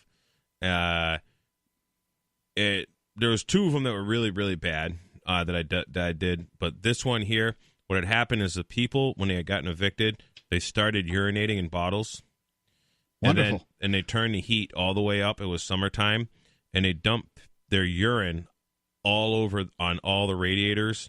They all the carpets. And this was a three unit house, but they weren't massive pigs. The other one I did was probably the worst one. I went over at my horse trailer, shoveled it out, filled the horse trailer up, and this is not a 2-horse trailer. Oh no, yeah, this is that horse trailer that you know right. I have. What's a 5-horse trailer? Is that what that is? You could put 6 in there. All right. It's a 18-foot. It's 6 basically skinny horses. What they call a stock trailer. It's a livestock trailer. It's 18 foot long, 8 foot wide. Yeah, it's a big trailer. And this one's 8 foot tall. So I had it all loaded with trash and it's nasty more or less stuff. a large dumpster. Yes, its size. And yeah, I forget what the dump bill was. It was a couple $100 just to drop stuff at the dump. And when I had went in there, it was nasty smelling, and I got so attacked by fleas, but I had never seen. And people were literally living there in this filth. When I showed up to clean it, and I had shown up there a couple days earlier just to take the trash out because they wouldn't even take their own damn trash out, and it was just that was pretty crazy. But people do some, and they weren't vindictive because they were getting evicted. Those are just losers. But these other people were clean people. But when they were getting evicted because they didn't pay, they literally bottled their urine. After they packed up the U-Haul truck, they went back in, dumped the urine all over everything, and left. Yeah. And did not. And they cost that homeowner tens of thousands of dollars of damage just by doing that. Just by doing that. Literally. And one wonders why. Why would you do this? I kind of get it with the banks when the foreclosure thing happened in like 2008 and stuff. I can get the collusion with the banks and the Federal Reserve and the crashing of the economy. I can kind of see how people, their minds worked around this. I would have never done it, but whatever. I can get it.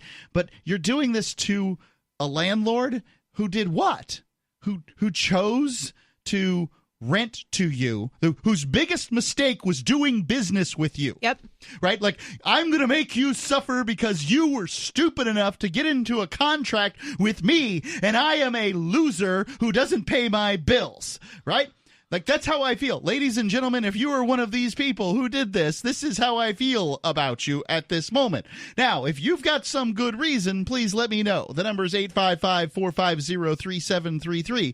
I'm not saying that there's no circumstance where I would agree to this. Okay, the landlord molested your kid. All right. Okay. You win.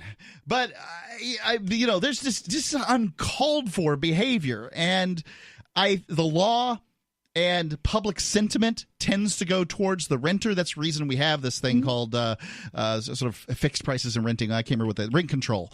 It's because people, which is ridiculous too. Rent control is a crazy idea that the government's going to somehow control rent. So this particular aspect of the economy we will control. No, it never works. You can't control the economy. You can only confuse the situation. I tend, as a person who's done landlording, I tend to side with the landlords in these circumstances, but the law doesn't. And those that are out there wanting to see free college and free health care, where's their next thing? Is it going to be free housing? Well, housing just costs, the rent is too damn high. They already have free housing. Right. Well, they have that. Section 8. Yeah. Now we need Section 8 for all, just like Medicare for all. 855-450-3733. It's 855-450-FREE. People are just bad at adulting sometimes. Free Talk Live.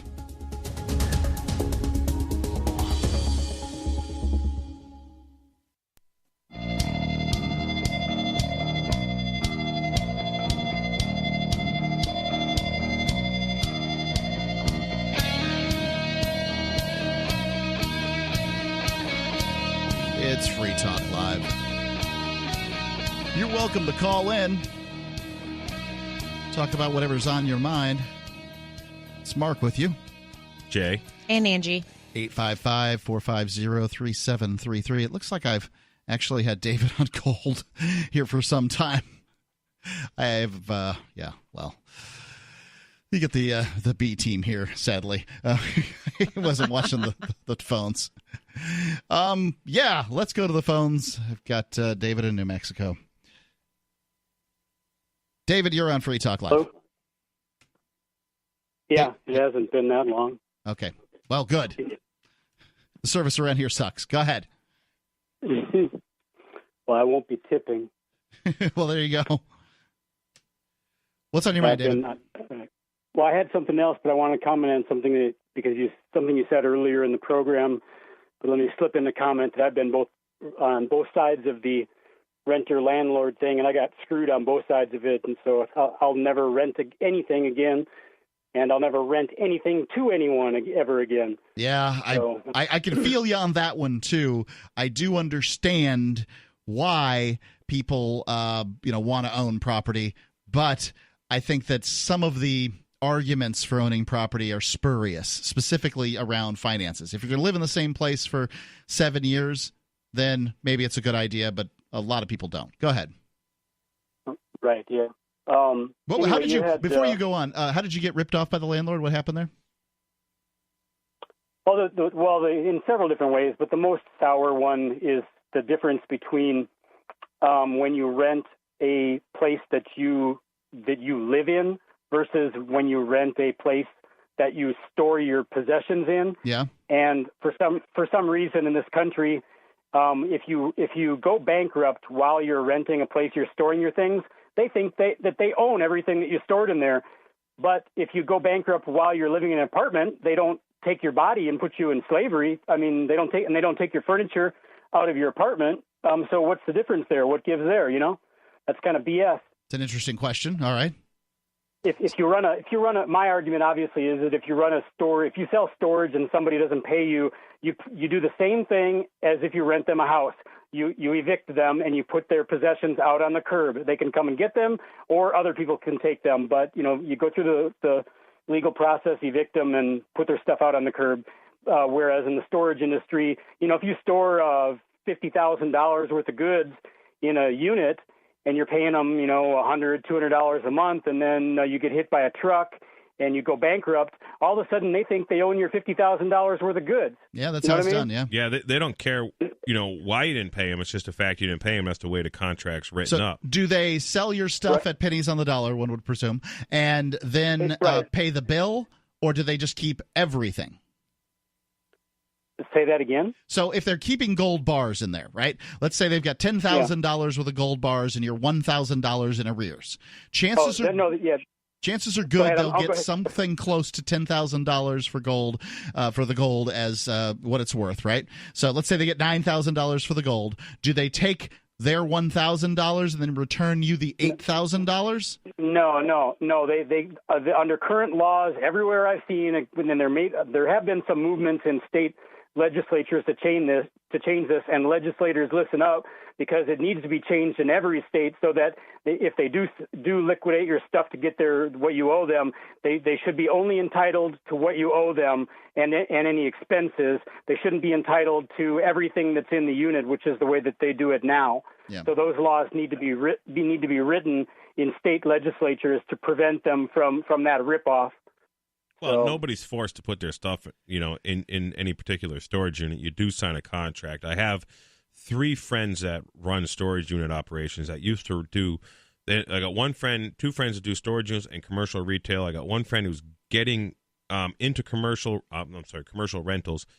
He's got storage units. He's getting into commercial rentals and getting out of storage units, real estate rentals. Residential rentals, because it's a real hard to evict somebody, especially if they want to game the system and milk you, and they got kids. You just can't get rid of them. I think David's point is interesting.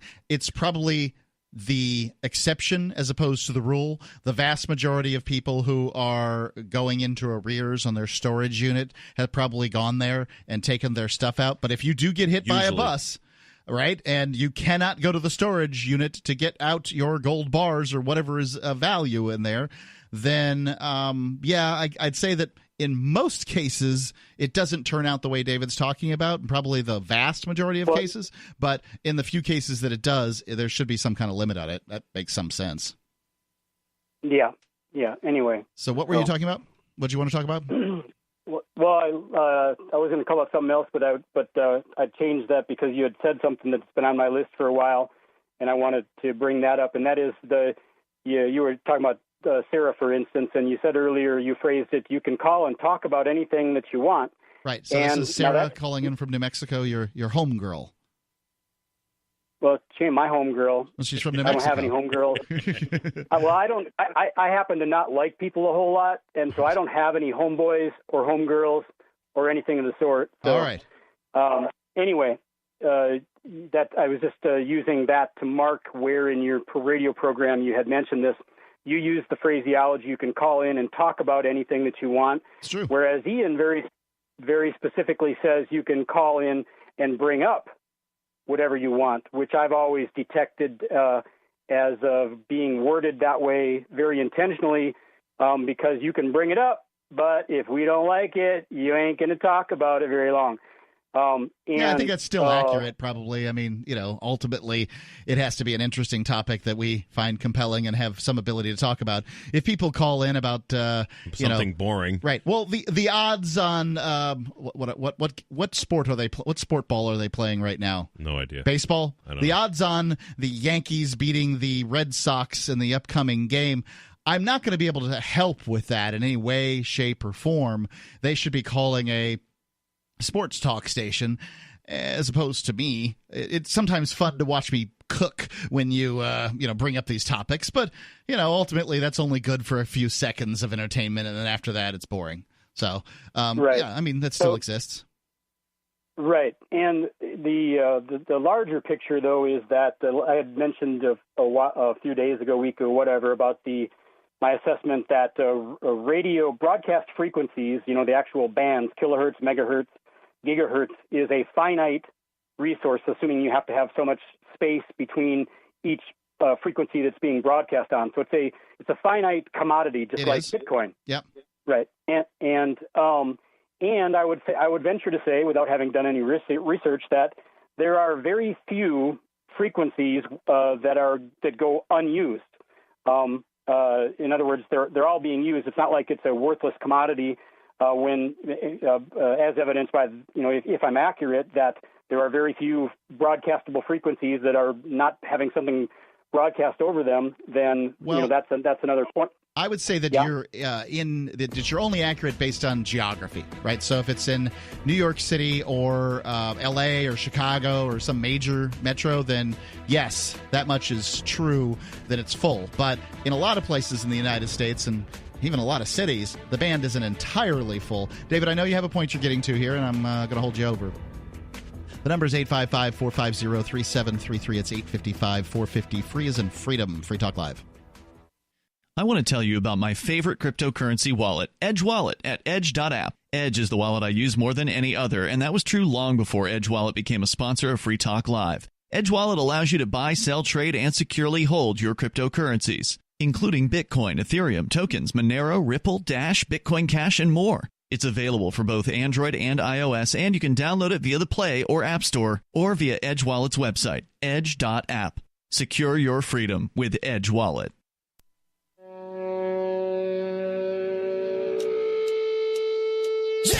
Free Talk Live. You're free to call in and talk live about whatever you want to do. Plenty of people here on the phones. We're going to get right to you. Want to real quick tell you about DLive. So if you go to dlive.freetalklive.com, it's a new streaming platform that we've recently been trying out, and we followed PewDiePie over there. So check us out at dlive.freetalklive.com. If you want to follow us, that'd be awesome. You probably have to create an account because, well, it's kind of new. There's ways to give out. It's cryptocurrency related, so you can hand out little payments and stuff. That's cool. dlive.freetalklive.com. I don't think you have to create an account on DLive to just listen. Okay. Because that's how I listened to Ernie's show, the Ernie Hancock show this morning. Right. I just clicked a DLive link and it just brought me to it. So to listen, if you wanted to chat or do whatever. Right, There's it's a robust chat room. There's no doubt. Very interactive. Yeah, let's go back to David calling in from New Mexico. David, you're asking about radio bans, and I kind of explained that, depending on where you are in the United States, some of the bands will be full. I think that from a population standpoint, that a good percentage of America lives in a place or near a place where the band is full, but as a geographic situation, most of America's radio band is not full. So go ahead.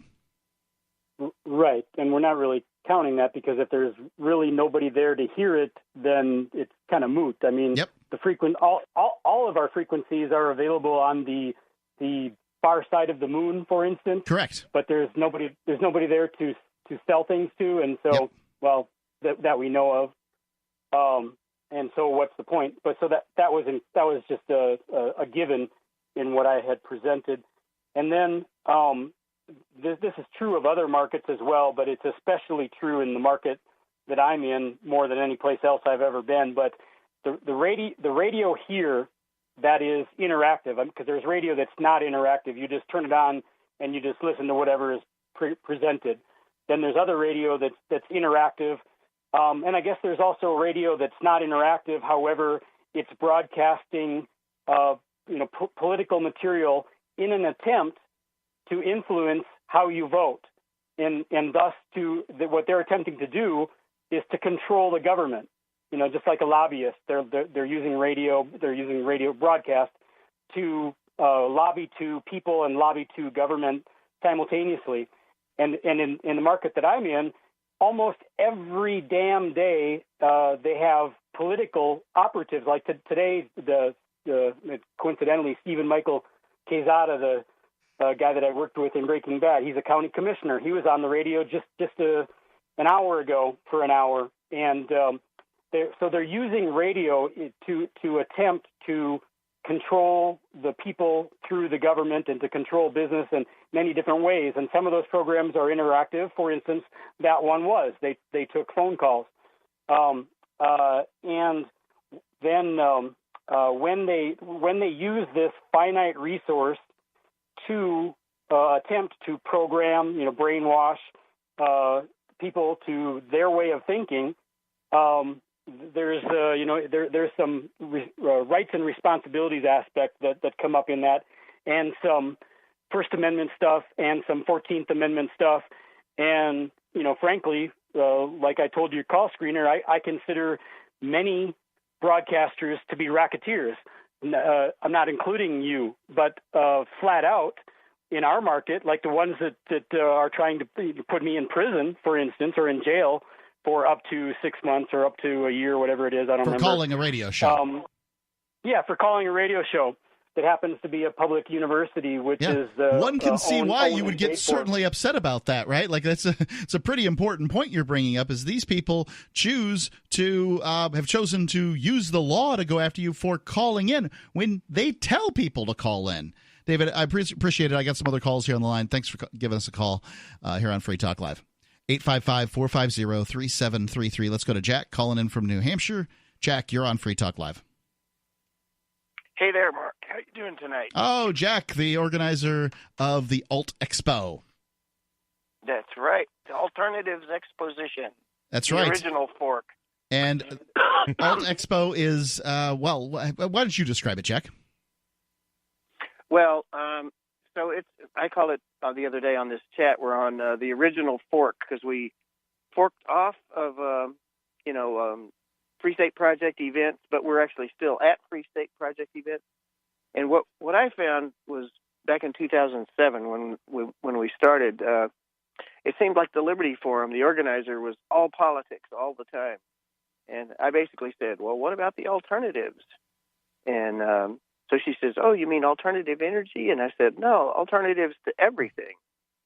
Because that's the way I look at the libertarian movement. We're trying to build the things that we know will work better. I mean, I only say that because I spent my first 25 years in the movement just like complaining and, yelling at the TV news people. And, right. And that doesn't do much, does it? Finally, no. I found out that it just makes you more frustrated and it actually reduces your personal power in your own little world. Your happiness. You're busy worrying about these other people doing their things as opposed to doing your thing. I think you're absolutely right. So the Porcupine Freedom Festival is a festival that they have here in New Hampshire, and the AltExpo is an event that goes alongside. There's also the AltExpo's occurred at the Liberty Forum, which is another Free State Project event here in New Hampshire. So basically, your events tend to have people presenting different ideas, less political, more sort of direct action. That's right. The political, basic thing about a republic is you're asking other people, your representatives, to do stuff for you. And it's really frustrating. You can spend your whole life and only move things just a tiny bit. But if you take direct action, you can change your own life. And one of my best examples of that is homeschoolers. You can go and fight the school board for the whole duration of your kids' time in public schools and get almost nowhere.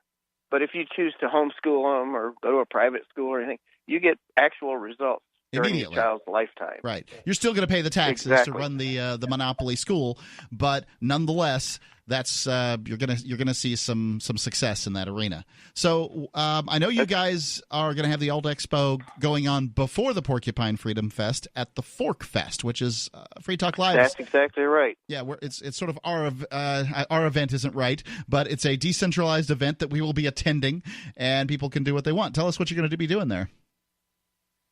Well, Fork Fest is less structured, as you know, and it's just a camping event. At the AltExpo is usually kind of highly structured. I mean, it doesn't seem like that. We just all get together under a big tent. But what we've been doing is having what I call the speed sessions, where we have 1-hour sessions about some interesting topic, and then ba-boom, you're off the stage and the next guy is on. So, at a typical Pork Fest, we'll have we've had as many as 70 different short presentations at one of the Pork Fests a few years back when Pork Fest was bigger. Yeah, I've seen different things where you can build a solar-powered car. I've seen stuff where a guy's talking about how to make storm shutters on the inside of your house cheaply and easily. Just all kinds of things. Oh, God, you remembered that. That was way back. That was 2010. Great. Yeah, I remember when some of these are, but yeah, we've had hundreds of talks. And so every year there's... Oh, go ahead, Jack. I was just going to say, at Forkfest, I don't know how to make it disorganized and go along with my usual approach, which is, bam, bam, bam, one talk after another. We'll see. We'll put it together, and I'll announce it. You got a website, Jack? Well, we do. The AltExpo website is not built up yet, but we just messed around with it. Our domain is altexpo.net, so it's ALTEXPO.net. And all you're going to see on there is a few videos we uploaded just to test things out. It's probably a good idea to have a link there to the Telegram group or something, some way that people can get a hold of you. Oh, yeah, we'll have links to all the good stuff from there. Jack, keep us updated, okay? Yeah, love to talk to you at Forkfest. Okay, I got a few topics I know people will be interested in. I can hit them real quick. You got 20 seconds. Okay, we have a group called Replacebook, trying to figure out all the ways to replace Facebook.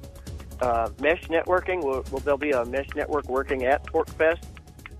There's a presenter I'm trying to get on about a worldwide shortwave radio, new broadcaster, all kinds of stuff. Thanks for the call, Jack. That's about all I can cover. Sure thing. We'll talk to you later, Mark. 855-450-3733.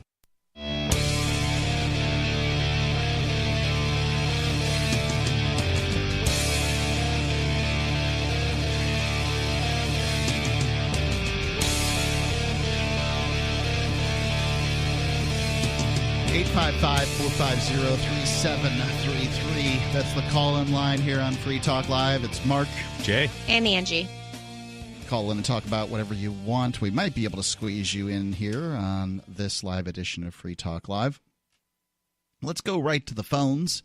Got Tom from Detroit calling in. Tom, you're on Free Talk Live. What's on your mind? Hey, guys. I heard the conversation earlier about gold and silver, and I have this conversation all the time with people about what is real money. And I wanted to point something out that actually was pointed out to me by, I can't think of his name right now, on YouTube. But you guys are familiar with the National Debt Clock? Oh, yeah. Well, I know that you can go to, I think it's usdebtclock.org or debt clock. I don't know. Look it up online, and there's this incredibly intensive site that is just running numbers constantly, showing deficits and debts and all these sorts of things for the United States government, and the numbers are exhaustive.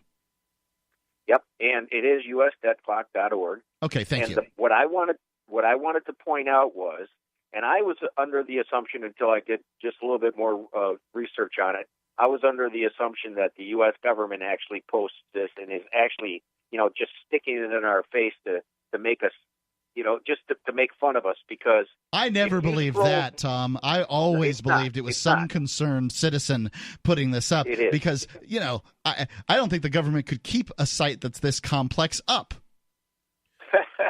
I'm looking at it. And you're right. It is. It is a private guy. But my point to this is, if you look down to the right side, lower side of it, and it shows you dollar to silver ratio and dollar to gold ratio, it really shows you how the banks, our central banks around the world, are suppressing gold and silver. Silver and gold right now in the so-called free market is trading. Silver is at about $15 an ounce, a little under right at the moment. And yet, in this dollar to silver ratio, it's valuing it at $637 an ounce. And dollar to gold ratio is $5,170 an ounce. And most people don't even understand what that means. Well, I don't understand what it means. What does it mean? I mean, other than the value of silver and gold are depressed. Well, yeah, that's exactly right. Okay. And the bottom line is, our currency, I mean, because it says a 1 and a 0 on a piece of paper, and it says a 1 and a 0 on a piece of paper, the people believe that the 100 has more value than the one with the 1 and 0. Right. Just a piece of paper. Right. Well, that was the trick all along. So, like, the term dollar, I believe, is a Dutch term for a measurement of silver. And so the very using of the term, the government, used this term to measure, but now the Federal Reserve note will use the term dollar too. So this is basically a lie. It's just a coupon for $1 is all the Federal Reserve note is. But if it was, if you could go get $1, which is a measurement of silver, a certain amount of silver, from the past, then, that would be true. And at one point, that's what it was. It was a coupon that you could go get some silver with. Now it's not redeemable. And now it's not redeemable because there's nothing that backs it. And I can totally see that we have all been duped, but kind of the reality is that I don't think Americans even care anymore. We beat this drum on Free Talk Live for many years, and I had such a difficult time, Tom. I used to have people would come out to my property and do some work, and I'd try to pay them in mercury dimes. I'd say, hey, this is a mercury dime. It's got this much silver in it, and, this is much it's worth. I'd love to pay you for your wages in this. And I'd even give them a little extra. And it happened vanishingly few times that I was able to pay somebody. I think it was twice in some dimes. And that was it. Everybody else is like, I got to have dollars. And, of course, they do. You want to trade those dimes in, you'd have to go to a special place. You have to pay this premium to trade them in, and then they feel like they're going to lose money, and they're certainly going to lose time. And it was really, really difficult. Mainly, it's the biggest heist that has ever been pulled on people, and apparently we don't care. Go ahead, Tom. That exact scenario it's very interesting because we just debated that recently with wanting to pay someone with actual gold or silver. But I have another real quick one before you guys let me go.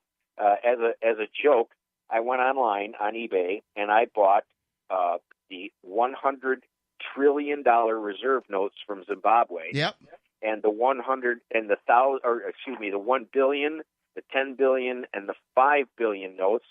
And I'm officially a quadrillionaire, my friend. Well, you've got us beat. We've got one of those notes hanging right here on the wall here in the studio. So we are trillionaires. I've got to say. I'm a quadrillionaire, my you're friend. I am a quadrillionaire. Yeah, because you have so many of these. And, that's the joke, right? The government printed a bunch of zeros on a piece of paper, and they said that it was worth something. Ta-da. But even they can't beat the market. When the market says that piece of paper is worthless, then it is. And that's what they're dealing with in Venezuela right now. They've had 3 different currencies. They had to knock zeros off because it was getting too hard to print them all on there. So, they went from the Bolivar to the Bolivar Fuerte, and now they got the Bolivar Sovrino or something. I don't know. And it just keeps on going. Fiat's around the world. Fiat is money that the government says is money. Isn't even really necessary anymore thanks to Bitcoin and cryptocurrencies because, if I want to do some trade with somebody in Venezuela, for example, 15 years ago, they would have had to go to some international money transmitter and they would have to trade their bolivars for U.S. dollars, or I'd have to trade my U.S. dollars for bolivars, and there would be percentage made. Now we can make direct money transactions with one another via Bitcoin or Bitcoin Cash or Dash. Right. Bitcoin Cash and Dash both have great penetration in Venezuela right now. And literally until now, we really haven't had, as a global community, to the ability to get off fiat. We just haven't had a technology to do it up until the last 10 years. And now that, Bitcoin cryptocurrency adoption. I'd like to. Could I jump in there? Sure, jump in, Tom. Again, you claim that we've gotten off fiat, and I know where you're going with the cryptocurrency, but how is Bitcoin any more than a fiat? It has no value. It's just a calculation. You're not holding anything intrinsic in your hand that you can trade. It's just a number. Right. And you explained it right there. That's how it's not a fiat.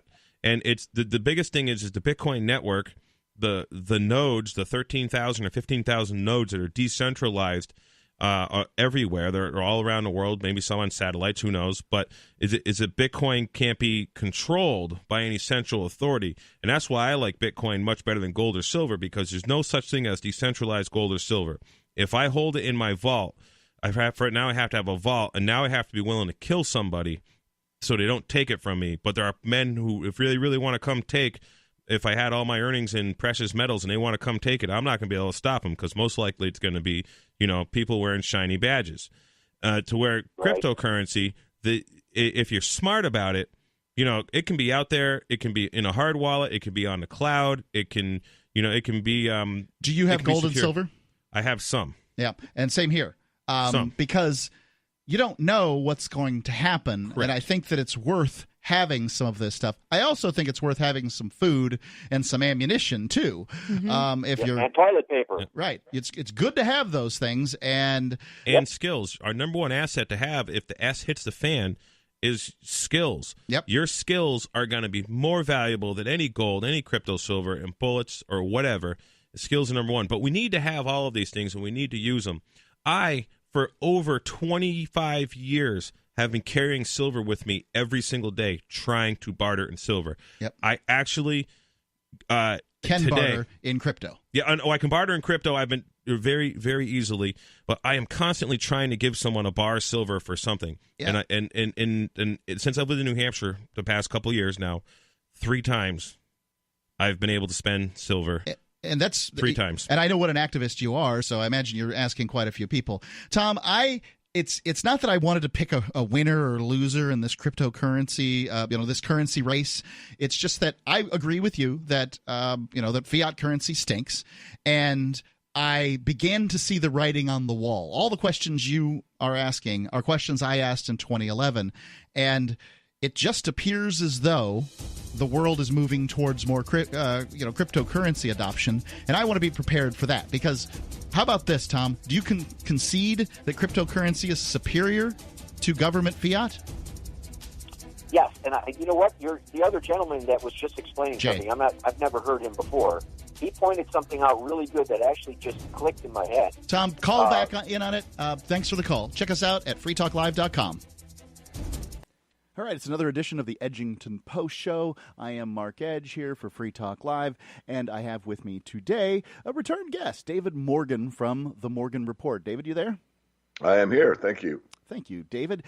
Actually, I asked you on this because I knew that you would have the understanding to do this report. There's apparently some new report called the Section 232 Uranium Report, and I didn't think that I was qualified to talk about it, so I asked you to explain it to the audience. Sure. Well, right now, the United States actually uses more uranium than any other country in the world to produce electricity. And we only provide about 1% of our own use. So we are at the mercy of our importers, which are basically Canada and Australia, which are both very friendly to the United States. Let's keep them that way, right? Yeah, exactly. But we're still in a situation. So some companies raised this question about domestic supply and being a possible security issue as far as quality of the uranium, and a bit of a bind if our friendlies turn unfriendly, and that's not exactly what the report said, but the idea that we're very vulnerable regardless. So this 232 is a proposal that says 25% of the uranium that's used in the United States for energy production must be domestically sourced, which obviously with 1% now, it's going to put a big boon into the uranium sector. Right, the domestic uranium sector. Domestic uranium sector, exactly. And thanks for clarifying that. So a lot of people have been questioned about, what does this mean? The bottom line for most of us is that we could get a bifurcation of prices. You could have a world price for uranium and a domestic price for uranium. Yeah. It certainly, will it be a boon to the entire sector? Or probably not. Certainly would be for the United States. Any uranium company based in the U.S. would probably get a pretty good pop in their stock price. Right. Every uranium company in the United States at this point is the one that can do the job, as opposed to the like some other company just saying, hey, let's get into uranium. Like, they can't really do that here in the U.S. Nobody can just they've got the shovels to put in the ground right now, I guess is what I'm saying. So the companies that are already in existence are going to see this big boom. Exactly. And on top of that, and as I said, Canada supplies a great deal currently. Cameco has a couple of mines in the U.S., which, of course, if this 232 passes, they would probably open those up. So I think there's 90 days from the time we're doing this interview, Mark, to where there has to be a decision by the Trump administration whether they're going to enact this 232 or not. A lot of people, no one knows. My bet is that it will happen. And, of course, this is, well, David, you're Mr. Free Market. There shouldn't be, trade barriers and all that. And this is effectively a tariff. I mean, it's not exactly one, but it's darn close. Yeah. Yeah, it does, in a way, go against my basic philosophy about totally same here. Open markets. But there's a reality, too. My philosophy is a reality, and, I don't want to make a big deal of the security issue, but that is mentioned in this 232.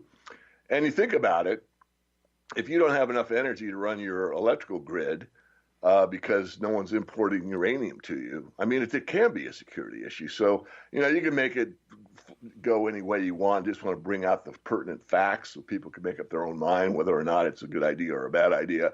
As far as the reality of the situation, I do think it'll be passed. I do think you'll see higher uranium prices, and I do think that you'll see probably a bifurcated market. And on a bifurcated market, I want people to know that these exist already. I mean, the sugar market, for an example, you have your white sugar domestic price, which is far higher than your what's called raw sugar or world sugar price. So it's not unusual to see, two different price levels for the same commodity. For the same reason, too. For the exact same reason, because you have to buy a certain amount of, companies have to buy a certain amount of raw sugar, right? Or, excuse me, domestically produced sugar, excuse me. Correct. That's correct. It's so much so that companies that rely on sugar production are getting sugar out of corn and getting sugar out of beets rather than getting sugar out of sugarcane plants. I mean, the market is so perverted at this point that, you've seen innovations in order to get around it. It's fascinating to watch. Absolutely, it is. And, we're in such a flux, such a changing world. It's happening so rapidly, and there's so many vectors that we're, shooting off in different directions. And it's just a fascinating time to live. But, this uranium story is something that very few people know about. I know there's a lot of, pro and con on the whole nuclear thing. In fact, I'm going to digress a moment, Mark, if you might allow me. But I started another research report called Energy Stock Profits. If you're interested, you can go to a website called ComingEnergyBoom.com. That's one word, ComingEnergyBoom.com, and watch the webinar for free. But in that, it hasn't been up even a year. We already have some pretty good gains. In fact, one of our uranium picks. When you say we have some good gains, does that mean that the stuff that you've picked, the stocks or sectors that you've picked, have gone up? Yeah. Okay. The uranium one that we put on January 21st is up 8.5%, and we put another one on in February, and it's off a couple percent. But we expect that one will pop up, especially if this 232 gets passed. Yeah. And there's other ones in there. They're all up except one other company. We've got 1, 2, 3, 4, 5, 6, 7, 8 companies already. So having 7 out of 8 up isn't too bad. Anyway. Having made a bunch of successful investments in the crypto market. Now, I manage funds. It's not all mine by any stretch of the imagination. But having made some successful guesses in that area, what I find is there's a lot of people that will poo-poo numbers like 8.5%. But if you can get 8.5% in a year rather than basically a quarter, you've done real well, frankly. So, kudos to you. I think that's great. I mean, you gotta have safe money too if you're going to play around in this crazy money. Absolutely. I'm just answering some questions to me right now, and in fact, I may do this on the weekly update. But he's of modest means. He's got savings. He's far better off than a lot of Americans. He wants to know if he should pay for a paid subscription or not. And basically, at the level that he's at, I'm going to answer him and say probably not. And the reason being is that what you just outlined, Mark, this is a sector that's at best, maybe 20% of your total investment portfolio should be in this sector. And the sector is 80% metals and somewhere energy? else. Is it the sector? Well, if we count energy, then it'd be higher. But I'm sorry, I'm going back to the Morgan report. But just for the resource sector in general, probably 20%. Now, there's people that are like me, that's their specialty, and it's basically all I invest in. But for most people, this is all they need is some kind of exposure to it. But you don't need to load up because it is so volatile. I mean, these are the highest beta stocks that exist. And beta just means the volatility. These are very volatile stocks. And you got to be very careful with what you're doing, especially when you get into the micro cap situation, which we spend some time with, but not too much. Now, so anyway, hold on. I want to talk about the sector real quick, if I could, please, because I don't understand anything, and I didn't get to sit in on the interview that you had at Acapulco, and thank you for taking some time out with us there. But about the sector, so I mean, I own some silver, I own some gold. I've even bought some platinum, and I think a couple other palladium. I think I've got some other weird stuff out there. I like metals. Libertarians love metal, but I don't. I know that there's these stocks out there, these mining stocks and things like that. How do you recommend people split this up? Do you think that they should have metals on hand, buried in their backyard, or exactly what should they do? Oh, great question. And of course, this is one that I've been asked several times. I'll bet. Be very, very consistent about it because it's important. And so I am not a bullion dealer, although I am affiliated with the metal savings plan that's on the website. But no, you should start with real metal first, and that's probably sufficient for almost everybody. The most money is actually made on the paper side. I don't like to say that, but the truth is the truth. Reality is reality. So you're going to make more money on a mining company than you'll ever make, potentially, and not in every case, but in many, many cases, you'll make far more money in a stock than you will in silver itself or gold itself, platinum or palladium. For an example, 2016 was sort of our comeback year. I actually thought that the sector was, not only did it go higher, I thought that the bottom was in. Then we were going to be moving up, and up, and I turned out to be wrong. 2017 and 18 weren't really that good of years. But going back to 2016, and I forget the exact prices, Mark, but the idea is sound. So silver had a pretty good run that year. Hold on just 1 second, David Morgan, please. If you want to hear the rest of this interview, go to archives.freetalklive.com. Search David Morgan. It'll be in this particular month, April, archives.freetalklive.com. Okay, so silver went up a few dollars, but we picked AG, First Majestic, as our trade that I had for our paid members. And for our paid members, we bought that stock at $250 and sold it, I think, at $18. Silver did not have that kind of a run. It would have been silver going back up past its old nominal high. So what I'm saying is you get a ton of leverage in these stocks. And this is, what I teach and what we do and what we show people to do. And this is the kind of let's say, benefit that you can get from a higher risk reward profile. But for most people, it's best just to start with physical metal. Unless you are a stock investor, you really don't start with the Morgan report. This would be someone that's already a stock investor that knows something about stock markets, how to deal with your broker, how to deal with your E-Trade, Ameritrade, Scottrade, whatever account you have, knows how to click a mouse, how to buy and sell, knows what a stop loss is, all those things. So if you subscribe to the membership service, the first thing you get is a PDF file called How to Use the Morgan Report. And in that, I break it down. This much physical, and in physical, this much in silver, this much in gold. In stocks, this much in the top tier, this much in the mid-tier, and this much in speculative category. So basically breaks down a $100,000 portfolio and what you would do. And if you have a $10,000 portfolio, then you just divide everything there by 10. Right. It's just an idea of how you allocate, because too many people get what I call this fear of missing out, these story stocks, these ad copywriters that write all this stuff about these secret moose pasture stocks. It's going to make you a billionaire, and you're going to, Bronson's going to be upset that, he's going to sell Virgin Airlines to you. You're making so much money. This is just so much hogwash, but people buy into it all the time. It makes the newsletter writers happy. These are the big, let's say, publishing houses. And they got absolutely fabulous ad copywriters. I mean, these guys, I read this stuff and I want to buy that stock, But most of the time, it's just a big story that leads nowhere.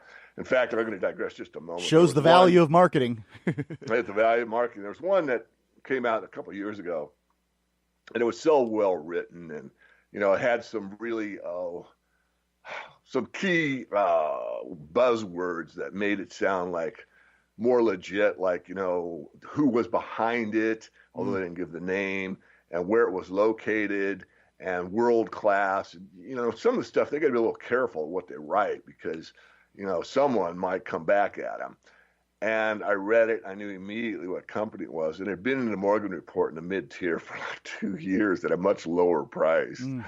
And they said this was a billion-dollar company, and it's not. So I had about 3 of my people that are already paid subscribers saying, David, you missed it. And I said, I did not miss this.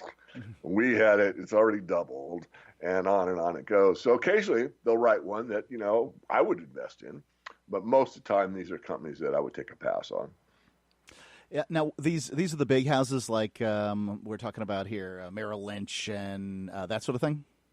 No, we're talking more of the publishing houses and they have some good writers too, so I don't want to get any of my friends upset with me because they have a whole plethora of different writers for different venues. I mean, biotech and options and gold and, basic investing and all kinds of stuff. But, it's the Agoras, it's the Weises, it's the, Phillips Publishing. I mean, some of these bigger houses that just are a newsletter factory, I'll call them. Okay. They get these absolutely unbelievably talented ad copywriters that write their ad copy, and that's why they, it's a machine. I mean, these guys are not really, in my opinion, and I'm allowed to have it, in my studied opinion, they're not that concerned with who buys their report or their letter. They're concerned with how many they sell. Well, I guess I've seen some of these, and I got to say that they have, got me swept up too at times. I've never subscribed to one of any investment report up to this point. I just kind of keep an eye on different things that I think are going to work, and sometimes I do, and sometimes I don't. Speaking of which, this report on uranium, if people are interested in, they've been enticed at this point, see the value of uranium increasing in the United States and this what do you call a bifurcated market. Can you tell me how they would go about getting some more information? Sure. Well, I think on the energy side, just go to that free webinar at thecomingenergyboom.com and on the Morgan Report, I mean, we have obviously a free and a paid service. If you just go to themorganreport.com and set up for the free report, you get a pretty good idea of, what we do. And then, there's a sales page on there.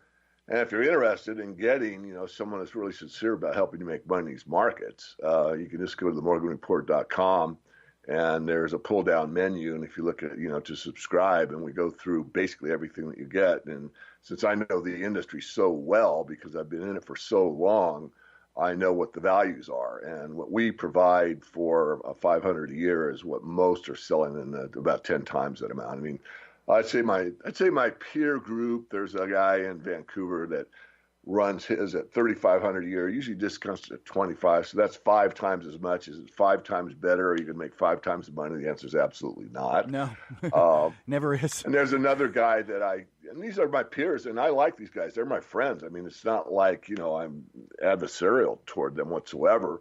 But, I'm just giving you a comparison shopping list. And this other guy does just the companies he invests in, which is pretty much what I show you, but I invest differently than he does.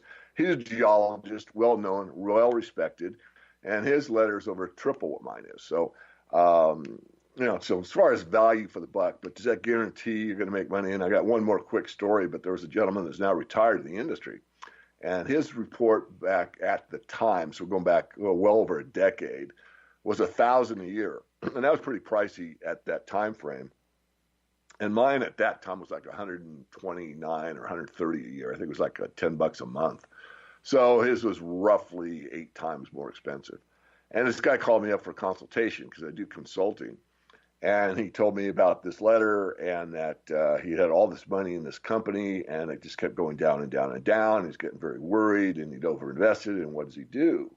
And my heart went out to him. I said, well, first of all, everything that so-and-so says about that company is true. However, it's in a jurisdiction that's very shaky, and it's got a legal issue. And I shouldn't say always, because I have made one exception. Most of the time, I stay away from anything that's got a legal issue around it. Just sell at a loss or get out of it, because you never know. It's just going to tie up your money. And for a long time. And he just made the comment, well, he's got to be better than you because it costs more. And I just laughed out loud because it was funny to me. I said, and most things, you get what you pay for. I mean, we're taught that, sure. You pay more, you get a better suit, you get a better car, you get a better, piece of jewelry, whatever. But in this business, it's not necessarily true. It's the same's true in radio ads, I've got to say. Something very similar happens with Free Talk Live, because there's all these big companies out there, Clear Channel, Cumulus. Well, Clear Channel is now called iHeartMedia, but whatever. Clear Channel and Cumulus are out there, and they're setting the market price for these things. And they've got big buildings with secretaries and janitors and all that stuff in it, and they set their rates based on what they need to make and what they expect to sell. Versus Free Talk Live, which more or less just sets its rates based on what people are willing to pay. It's a market-based, cost, and thus, because people, our prices tend to be significantly lower. And hopefully that means that either A, if this particular sector of advertising doesnit work for you, then you didn't spend that much money on it, and the test was easier to try. Or B, the ROI is going to be better if it does work for you. So it happens in other industries too. Oh, it does, absolutely, and I am certainly aware of that. And that's what economics really is. I mean, you try to spend your money for the best return to you, whether or not it's investing. It's product. What food you choose to buy, what clothes you choose to buy, what necessities you choose to buy, and that kind of thing. I mean, getting way off the beaten path here, but I'm a pretty frugal guy. You've met me, Mark. I mean, I love getting my toiletries at the dollar store. I mean, I'm getting stuff here that's saving me massive amounts of money on toiletries that are very high markup item, as we all know. I honestly, I don't do the shopping at my house. My wife takes care of that stuff, but I do know that she goes to the dollar store for things. I'm not entirely clear on what it all is. My needs are pretty simple as far as, shampoo goes. It's just, hey, give me that store brand from Walmart, the dandruff shampoo. Because I figure, even if I don't have dandruff, at the very least, the dandruff shampoo is, shampooing my hair and fighting dandruff. So it's a 2-for-1 for me. Right. Well, we're kind of going off the path. Maybe you want to bring us back into something about investing or this 232. But I just want real quick for people to find out about the free Morgan report. Right. That's an easy thing for people to sign up for. Let me just expand on that a little bit, because first of all, every interview that I do like this gets put out to you directly. So if you're on the free report, as these come out, we will send them to you directly. Secondly, I do a weekend wrap-up I call the Weekly Perspective. I look at the top financial news throughout the entire world. I report on it and try to do it in 10 to 15 minutes at the most. And then I usually end with something in the precious metals, usually a comment on gold and silver, at least one of them. So it's a very time-saving service that I provide for free to everyone. So that's something you kind of... Occasionally, we do give you offers from other companies, and that's noted at the top. It will say, this is an offer being made by Weiss Research. This is an offer being made by Agora Publishing. This is an offer being made. And those are some that people like them. There are people that really want those offers, and there are others that say, well, this is just an ad. I hate it. Well, if that's the category that you fall into, just take a pass on it and wait for the next one. The next email that comes out will probably be an interview like this. So, we do very much a lot for the benefit of the investing community at large. I have for years. I started that way. I will end that way.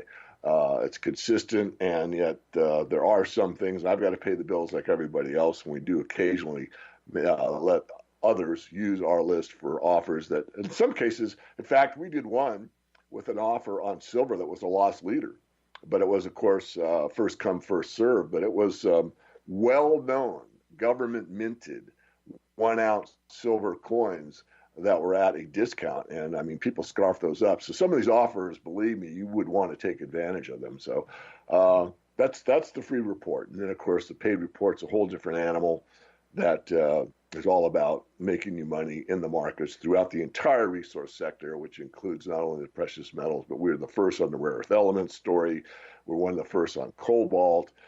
We've been the first on many of these issues that have, what I call the mineral du jour, the mineral of the day, that moves up and down. Vanadium, as an example, is one that's primarily used to harden steel, but also can be a battery metal. And we, of course, reported on that on a kind of a white paper status in the Morgan Report. It's themorganreport.com. David Morgan, thank you. Go to themorganreport.com and receive updates and insights you will not find anywhere else on the web. You will discover how to grow and protect your wealth under all market conditions. The free Morgan Report provides interviews, webinars, question and answer sessions, plus mind-blowing videos. As David Morgan says, let my passion create your wealth. TheMorganReport.com. TheMorganReport.com.